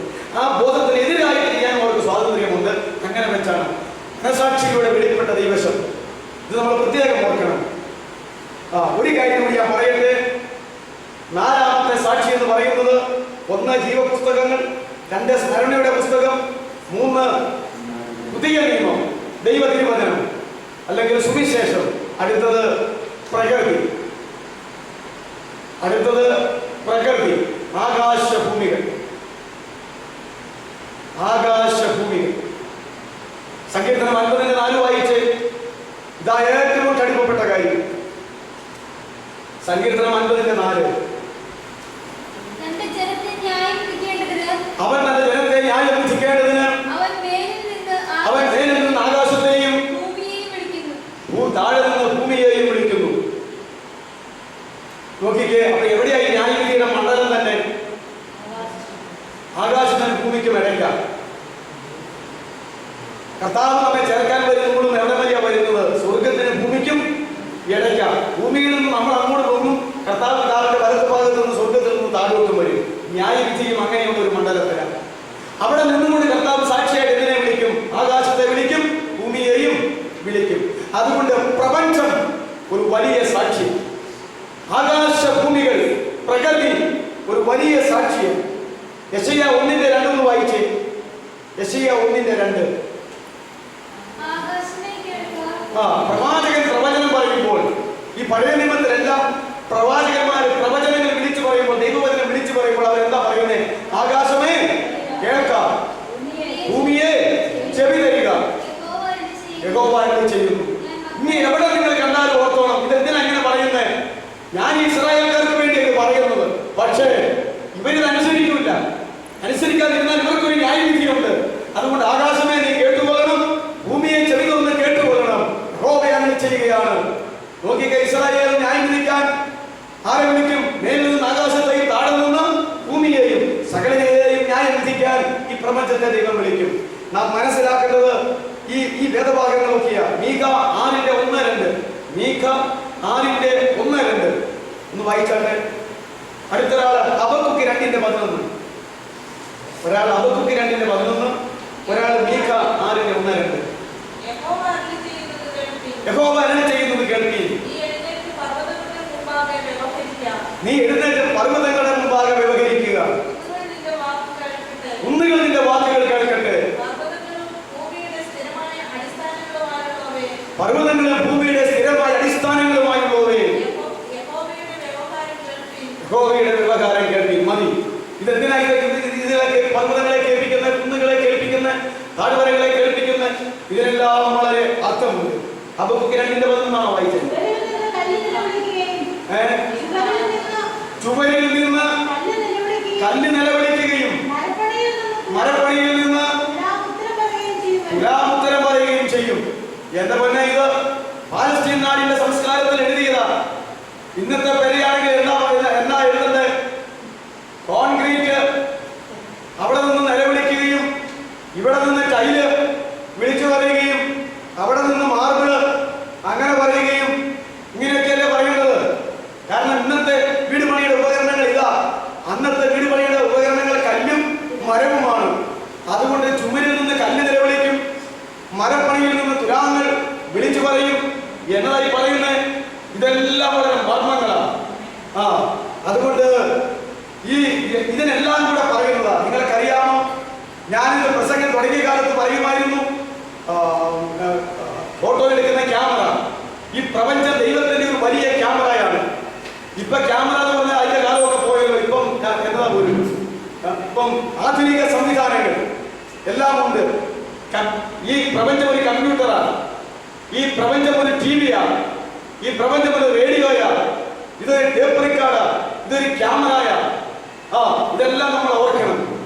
ഇതെല്ലാം നമ്മൾ ഓർക്കണം. ഞാൻ നിങ്ങളോട് ചോദിക്കട്ടെ, ശാസ്ത്രീയമായിട്ട് തെളിയിച്ചല്ലോ, ഇതെല്ലാം സംഭവിക്കും. നമ്മൾ രഹസ്യം പറഞ്ഞപ്പോൾ നമ്മുടെ വീട്ടിൽ പൂച്ചയുണ്ടായിരുന്നു, കാലെ തട്ടി തടവിയല്ലേ നടന്നത്. നമ്മൾ ശ്രദ്ധിച്ചില്ല, ആ പൂച്ച അത് കേട്ടു. നമ്മൾ വളർത്തുന്ന പക്ഷികൾ, മാടത്തിയോ മൈനിയോ തത്തയോ എന്തെങ്കിലും ആകട്ടെ, ഇപ്പൊ മറ്റൊരു പേരുണ്ടല്ലോ, എന്തെങ്കിലും ആട്ടെ, ഇതെങ്കിലൊക്കെ നമ്മളെ കണ്ടും കേട്ടുകൊണ്ടല്ലേ ഇരുന്നത്. നമ്മൾ കേട്ടത് അതിന് പറയാൻ കഴിയുമായിരുന്നെങ്കിൽ, ഞാൻ എൻ്റെ ഭാര്യയോട് കോപിച്ചത് പറയാൻ തത്തയ്ക്ക് കഴിയുമായിരുന്നെങ്കിൽ, ഒന്നുമേലച്ച എന്തിനാണ് എൻ്റെ ഭാര്യ അമ്മയോട് ഇങ്ങനെ ഒച്ചയെടുത്തത്, അത് ശരിയായോ എന്ന് ചോദിക്കുമായിരുന്നു. അങ്ങനെ സംസാരിക്കാൻ പറ്റുമോ? പറഞ്ഞു പഠിപ്പിക്കുന്നല്ലാതെ അതിന് വേറെ കാര്യങ്ങൾ ഒന്നും പറയാൻ അറിയത്തില്ല. ന്യായവിധിയിൽ ഈ പൂച്ച കൊണ്ടുവന്ന പൂച്ച നമ്മൾ പറഞ്ഞ രഹസ്യം പറയും. നമ്മുടെ തൊഴുത്തുകളിൽ ആടും മാടുകളും ഉണ്ടായിരുന്നല്ലോ, നാം വളർത്തിയ കോഴിയും താറാവും ഉണ്ടായിരുന്നല്ലോ. ഈ പക്ഷിതെല്ലാം ഈ ഒരു മരത്തോട് കർത്താവ് എന്റെ ക്ലാസ് തിരിച്ചു പറയാൻ പറഞ്ഞാൽ ഇതിന് ചുറ്റുപാട് നിൽക്കുന്ന മരങ്ങൾ പിടിച്ചു പറയുമല്ലോ, ഇല്ലേ? അപ്പോ ഇതെല്ലാം സൃഷ്ടാവായ ദൈവത്തിന്റെ കയ്യില് എന്താ പറയുന്ന എക്സ്റേ ആണ്, വീഡിയോ ആണ്, അതാണ് ഇതാണ്. എനിക്കിപ്പോ ഇതിന്റെ പേരൊക്കെ പറയാൻ അറിയാമേ, നിങ്ങൾക്ക് അറിയാമേലേ? ക്യാമറയാണ്, TV ആണ്, അതാണ് ഇതാണ്, ടേപ്പ് റെക്കോർഡാണ്. നേരത്തെ ടേപ്പ് റെക്കോർഡ് ഇല്ലായിരുന്നു, ഇപ്പൊ ഇതൊക്കെ വലിയ ഇങ്ങനത്തെ ഇതാ. എന്റെ പ്രസംഗം കഴിഞ്ഞാൽ ടേപ്പ് ഓൺ ചെയ്ത് കഴിഞ്ഞാൽ പിന്നെ എന്റെ ആ പ്രസംഗം അതുപോലെ തന്നെ അത്രയും സമയം കൊണ്ട് വീണ്ടും അത് പറയുന്നു. ഞാൻ തന്നെ കേട്ടിട്ടുണ്ട്. എനിക്ക് വീട്ടിൽ പോയിരുന്ന് കേൾക്കാം. ഞാൻ പ്രസംഗിക്കുമ്പോൾ ഞാൻ കേൾക്കുമല്ലോ, നോക്കിക്കേ. അതുകൊണ്ട് ലോകമുണ്ടായിട്ട് അന്ന് മുതൽ ഇന്ന് വരെ ഇതിനകത്തുള്ള ശബ്ദങ്ങൾ മാറിപ്പോയിട്ടില്ല. താമസമില്ല നമ്മുടെ കർത്താവ് 2000 കൊല്ലത്തിനപ്പുറത്ത് പലസ്തീൻ നാട്ടിൽ 3.5 കൊല്ലം പ്രസംഗിച്ച് നടന്നതായ തന്റെ പ്രസംഗങ്ങൾ മുഴുവൻ പിടിക്കാൻ നോക്കുന്നുണ്ട്. അതെല്ലാം ഇങ്ങനെ കേൾക്കുകയാണ്. അപ്പോ ഇനി നമ്മെ ഈ ബൈബിൾ ക്ലാസ്സിലുള്ള ബന്ധത്തിൽ ദൈവം ന്യായം വിധിക്കാൻ പോകുമ്പോൾ നിങ്ങൾ പറയുക, അങ്ങനെ ഒരു വിഷയം അറിയാമല്ലായിരുന്നു, അറിഞ്ഞെങ്കിൽ ഞങ്ങൾ അങ്ങനെ ചെയ്യില്ലായിരുന്നു. അപ്പോ ഒന്നുമേ പൗലോസ് എന്ന് പറഞ്ഞ ഒരുത്തൻ, അവനോ ഗുണം വന്നിട്ടില്ലെങ്കിലും അവൻ നിങ്ങളെ ഈ കാര്യം അന്ന് ക്ലാസ് എടുത്തതല്ലേ, അങ്ങനെ ഒരു മനുഷ്യനെ ഞങ്ങൾ അറിയുന്നില്ല, പത്രോസ് പറഞ്ഞ പോലെ ഞാൻ അവനെ അറിയത്തില്ല. അപ്പോൾ ഈ മൂവാറ്റുപുഴയുടെ ഈ കെട്ടിടങ്ങൾ ഇവിടെ നിന്ന് കല്ല് നിലവിളിക്കും, ഇവിടെ നിന്ന് മരം വിളിച്ചു പറയും, ഇതിന് ചുറ്റുപാടുമുള്ള വൃക്ഷലതാദികളെല്ലാം എന്റെ ശബ്ദം വിളിച്ചു പറയും. എന്തിനാ പറഞ്ഞത്? ഓസന എഴുന്നള്ളത്തിന് ആ പെണ്ണുങ്ങൾ പിള്ളേരുടെ ഓസന പാടി കർത്താവിനെ എതിരായിട്ട് അങ്ങോട്ട് കൊണ്ടുപോയപ്പോൾ യഹൂദ പള്ളിയിലെ പുരോഹിതന്മാര്, ശാസ്ത്രന്മാര്, പരീക്ഷന്മാര് ഇങ്ങോട്ട് വന്ന് കുറെ നേരമായുള്ള ബഹളം തുടങ്ങിയിട്ട് ഞങ്ങൾക്ക് ഇവിടെ പള്ളിയിലിരിക്കാൻ സാധ്യമല്ലല്ലോ, നിർത്തട ഈ പെണ്ണുങ്ങളുടെ പിള്ളേരുടെ ഒച്ചപ്പാടുകൾ എന്നൊക്കെ പറഞ്ഞ് ശാസിച്ചു. അപ്പൊ കർത്താവ് പറഞ്ഞു, ഇവർ മിണ്ടാതിരുന്നാൽ കല്ലുകൾ ആർത്ത് വിളിക്കും. എന്റെ കർത്താവ്, നിങ്ങൾ മിണ്ടണ്ട മക്കളെ, കല്ലുകൾ കല്ലുകൾ ചാടിത്തുള്ളി, മൺതരികളിൽ ചാടിത്തുള്ളി ചാടിത്തുള്ളി ചാടിത്തുള്ളി ദാവീദ് പുത്രൻ ഓശന വിളിച്ചുകൊണ്ട് യെരൂശലേം ദേവാലയത്തിലേക്ക് നയിച്ചതെന്ന് നമ്മൾ വിചാരിക്കുന്നുണ്ടോ? അഖിലാണ്ടത്തെ പടച്ചവനാണ്, ആകാശഭൂമികളെ ഉണ്ടാക്കിയവനാണ്, 6 യുഗങ്ങൾ കൊണ്ട് ഇന്ന് കാണുന്ന ഈ ആദാമിക ഭൂമിയിലെ സകല സംവിധാനങ്ങളെയും സൃഷ്ടിച്ചവനാണ്. മനുഷ്യന്റെ ആത്മാവിനെ അവന്റെ ഉള്ളിൽ നിർമ്മിച്ചവനാണ്. ഭൂമിക്ക് വെള്ളത്തിന്റെ അടിസ്ഥാനം ഇട്ടവനാണ്. ഈ പ്രപഞ്ചത്തെ എന്താ പറയുന്നത്, ഇതിനെല്ലാം പഴയതമ്പുരാൻ നിർമ്മിച്ചതാണ്. എന്റെ ദൈവം പറയുന്ന അവസരത്തിൽ അത് ശബ്ദിക്കും, അത് ശബ്ദിക്കും. അതിന് ശബ്ദിക്കാൻ അനുവാദം കൊടുക്കുന്ന പക്ഷം അത് ശബ്ദിക്കും. അതുകൊണ്ട് അപ്പോൾ ഇതെല്ലാം തെളിവാകും. അതുകൊണ്ട് ആരെല്ലാം എന്തെല്ലാം എതിർത്താലും സകല മനുഷ്യനെയും സത്യവും നീതിയും അനുസരിച്ച് അവൻ അർഹനാണെന്ന് വരുത്തത്തക്കവണ്ണം ഈ പ്രപഞ്ചത്തിൽ ഉള്ള എല്ലാത്തിനെയും കൊണ്ടുവരും. ഒരിക്കൽ ഞാനൊരു പുസ്തകത്തിൽ ഇപ്രകാരം വായിച്ചു. 4 പിള്ളേരെ ഏൽപ്പിച്ചിട്ട് ബൈബിൾ കോളേജില് 4 പിള്ളേരെ ഏൽപ്പിച്ചിട്ട് മുറ്റത്ത് നിൽക്കുന്ന മാങ്ങാപ്പഴം പറിക്കരുത് എന്ന് പറഞ്ഞിട്ട് പരീക്ഷിക്കാനായിട്ട് അദ്ദേഹം ദൂരയാത്ര പോയി വരുവാന്ന് പറഞ്ഞു. അദ്ദേഹം പോയിട്ടുണ്ടായിരുന്നില്ല. ഇദ്ദേഹം ഒരു പിള്ളേരറിയാതെ ക്യാമറയൊക്കെ ഫിറ്റ് ചെയ്ത് വെച്ച് കഴിഞ്ഞിട്ട് പോയി നല്ല മാമ്പഴം നിൽക്കുകയാണ്. അപ്പോ ഒരു മതിലേക്ക് കയറിയാൽ അത് പറിക്കാം, ഉയർന്ന മതില. അദ്ദേഹം എങ്ങനെ കയറും? ഒരുത്തൻ ഇങ്ങനെ വളഞ്ഞു നിന്നു, കൈകുത്തി. അപ്പൊ അവന്റെ മുതുകത്ത് വേറെ ഒരുത്തൻ കയറി അങ്ങനെ നിന്നു. അങ്ങനെ 4 പേര് നിന്നിട്ട് 5ാമത്തവൻ കയറി മതിലേ കയറിയിട്ട് അവിടെ നിന്ന് മാങ്ങാപ്പഴം പറിച്ചു. എന്നിട്ട് അവരത് തിന്നു. 4ാം ദിവസം സാറ് വിളിച്ച് ചോദിച്ചു കഴിഞ്ഞപ്പോൾ ആരും പറഞ്ഞിട്ടില്ല. മറ്റൊരു മാങ്ങായി ആരും പറിച്ചിട്ടില്ല. എന്നിട്ട് ആ ഫോട്ടോ എല്ലാം എടുത്ത് ഊണുമുറിയിൽ ഇദ്ദേഹം ഇങ്ങനെ ശരിക്ക് തൂക്കി വെച്ചിരിക്കുകയാണ്. പിള്ളേരെല്ലാം കൂടെ ഉണ്ണാമെന്ന് കഴിഞ്ഞപ്പോൾ പിറ്റേലേക്ക് നോക്കിയപ്പോൾ പതിവല്ലാത്ത ഫോട്ടോ എങ്ങനെയാണ്? ഒരുത്തൻ വളർന്നു നിൽക്കുന്നതിൻ്റെ ഒരു ഫോട്ടോ, 2ാമത്തവൻ കയറി നിൽക്കുന്നതിൻ്റെ ഫോട്ടോ, 3ാമത്തവൻ കയറി നിൽക്കുന്നതിൻ്റെ ഫോട്ടോ, 4ാമതും കഴിഞ്ഞ് 5ാമതും ചവിട്ടി കയറി അതിലേക്ക് കയറി നിൽക്കുന്ന ഫോട്ടോ, അവൻ പറിക്കുന്ന ഫോട്ടോ, എന്നിട്ട് ഇത് മാമ്പഴം, ഇതിൻ്റെ എല്ലാം ഫോട്ടോ. ഒരക്ഷരം മിണ്ടിയില്ല. പിള്ളേർക്ക് വലിയ വിഷമം. ഒരു നിലവിളിക്കാൻ പറ്റും. അവർ ക്ഷമ പറഞ്ഞു. ഒരബദ്ധം പറ്റി, ഞങ്ങൾ ഇങ്ങനെ ചെയ്തതാണ്. ഞാൻ ചോദിക്കട്ടെ, ആദ്യം വന്ന് ചോദിച്ചു സമ്മതിച്ചോ? സമ്മതിച്ചില്ല. ഇതേ പോസില ദൈവം ന്യായം വിധിക്കുന്ന. ആരും ഒന്നും പറയണ്ട. ഈ ശബ്ദങ്ങൾ മുഴുവൻ കേൾക്കും, ഈ കാഴ്ചകൾ മുഴുവൻ കാണിക്കുവാൻ ഇതെല്ലാം പിടിച്ചെടുത്ത് വെച്ചിട്ടുണ്ട്. അനേക ഭാര്യ ഭർത്താക്കന്മാര് വേറെ സ്ത്രീകളുടെ കൂടെ പോയിട്ട് പറയും, ഞാൻ നിന്നോട് മാത്രമേ ബന്ധം വെച്ചിട്ടുള്ളൂ. പോയാലെല്ലാം ഫോട്ടോകൾ ദൈവം കൊണ്ടുവരും. ഭയങ്കര ന്യായവിധിയായി. ഞാൻ നിങ്ങളെ പേടിപ്പിക്കാൻ പറയുന്നല്ല, ഇതെനിക്ക് നിങ്ങൾക്കും ഒരുപോലെ ബാധകം. അതുകൊണ്ട് 4ാമത്തെ സാക്ഷി എന്ന് പറയുന്നത് ആകാശഭൂമികൾ, പ്രപഞ്ചങ്ങൾ, ഈ പദാർത്ഥങ്ങൾ, ഇവയിലൂടെ ദൈവം നമ്മെ ന്യായം വിധിക്കും. ആ പൊതുവായ തത്വം ഞാൻ അവസാനിപ്പിക്കട്ടെ. 4 പൊതുവായ നിയമങ്ങൾ മനുഷ്യന്റെ 4 കാര്യത്തിന് ന്യായവിധി: വാക്കിന്, പ്രവൃത്തിക്ക്, രഹസ്യങ്ങൾക്ക്, ആലോചനകൾക്ക്. അതുപോലെ സ്വർഗത്തിൽ ഏത് മനുഷ്യനെയും ന്യായം വിധിക്കുവാൻ 4 സാക്ഷികൾ. 1ാമത്തെ സാക്ഷി ജീവപുസ്തകങ്ങൾ, 2ാമത്തത് സ്മരണയുടെ പുസ്തകം, 3ാമത്തത് പുതിയ നിയമം സുവിശേഷ പുസ്തകം, 4ാമത് പ്രപഞ്ചം. ആരും തലകുനിച്ച് സമ്മതിക്കുന്ന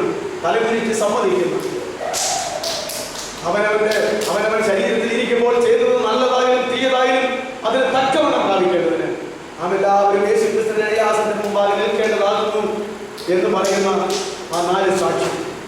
ഇപ്രകാരമുള്ള ഒരു ന്യായവിധിയാണ് ദൈവം എല്ലാവർക്കുമായി നടത്തുന്നത്. ഇനി തരംതിരിച്ചുള്ള ന്യായവിധിയെക്കുറിച്ച് ദൈവം ചിന്തിക്കാം. ഈ പൊതുവായ വ്യവസ്ഥ എല്ലാവർക്കും ബാധിക്കും. ഇത് വെച്ചാണ് ദൈവം എല്ലാവരെയും എല്ലാ ന്യായവിധിയും നടത്തുന്നത്. അതുകൊണ്ട് തിരുവചനത്തിൽ ഇപ്രകാരം പറയുന്നു, പുത്രനിൽ വിശ്വസിക്കുന്നവന് ന്യായവിധിയില്ല. പുത്രനിൽ വിശ്വസിക്കുന്നവന് ന്യായവിധിയില്ല. ഒന്നുകൂടി എടുത്തു പറയേണ്ടിയിരിക്കുന്നു, പുത്രനിൽ വിശ്വസിക്കുന്നവന് ശിക്ഷാവിധിയില്ല. അതുകൊണ്ട് ക്രിസ്തുവേശുവിനുള്ളവർക്ക് ഒരു ശിക്ഷാവിധിയുമില്ല. ഞാൻ ഒരിക്കൽ പറഞ്ഞതാ. അതുകൊണ്ട് ക്രിസ്തുവേശുവിൽ ആത്മീകമായി ചരിക്കുന്നവർക്ക് യാതൊരു വിധമായ ശിക്ഷാവിധിയും ഇല്ല.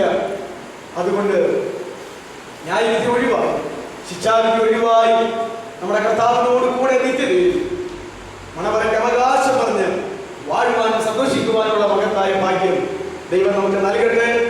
ഈ ന്യായവിധിയെ ജയിക്കുവാൻ മനഃപൂർവ്വമായി ഒരുങ്ങുവാൻ ഞാൻ എന്നോടും നിങ്ങളോടും സ്നേഹത്തോടെ അപേക്ഷിക്കുന്നു.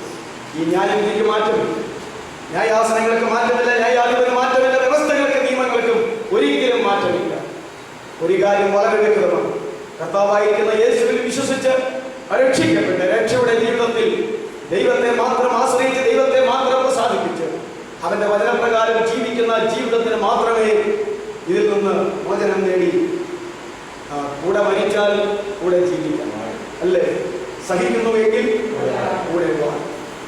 അതുകൊണ്ട് കൂടെ മരിച്ച്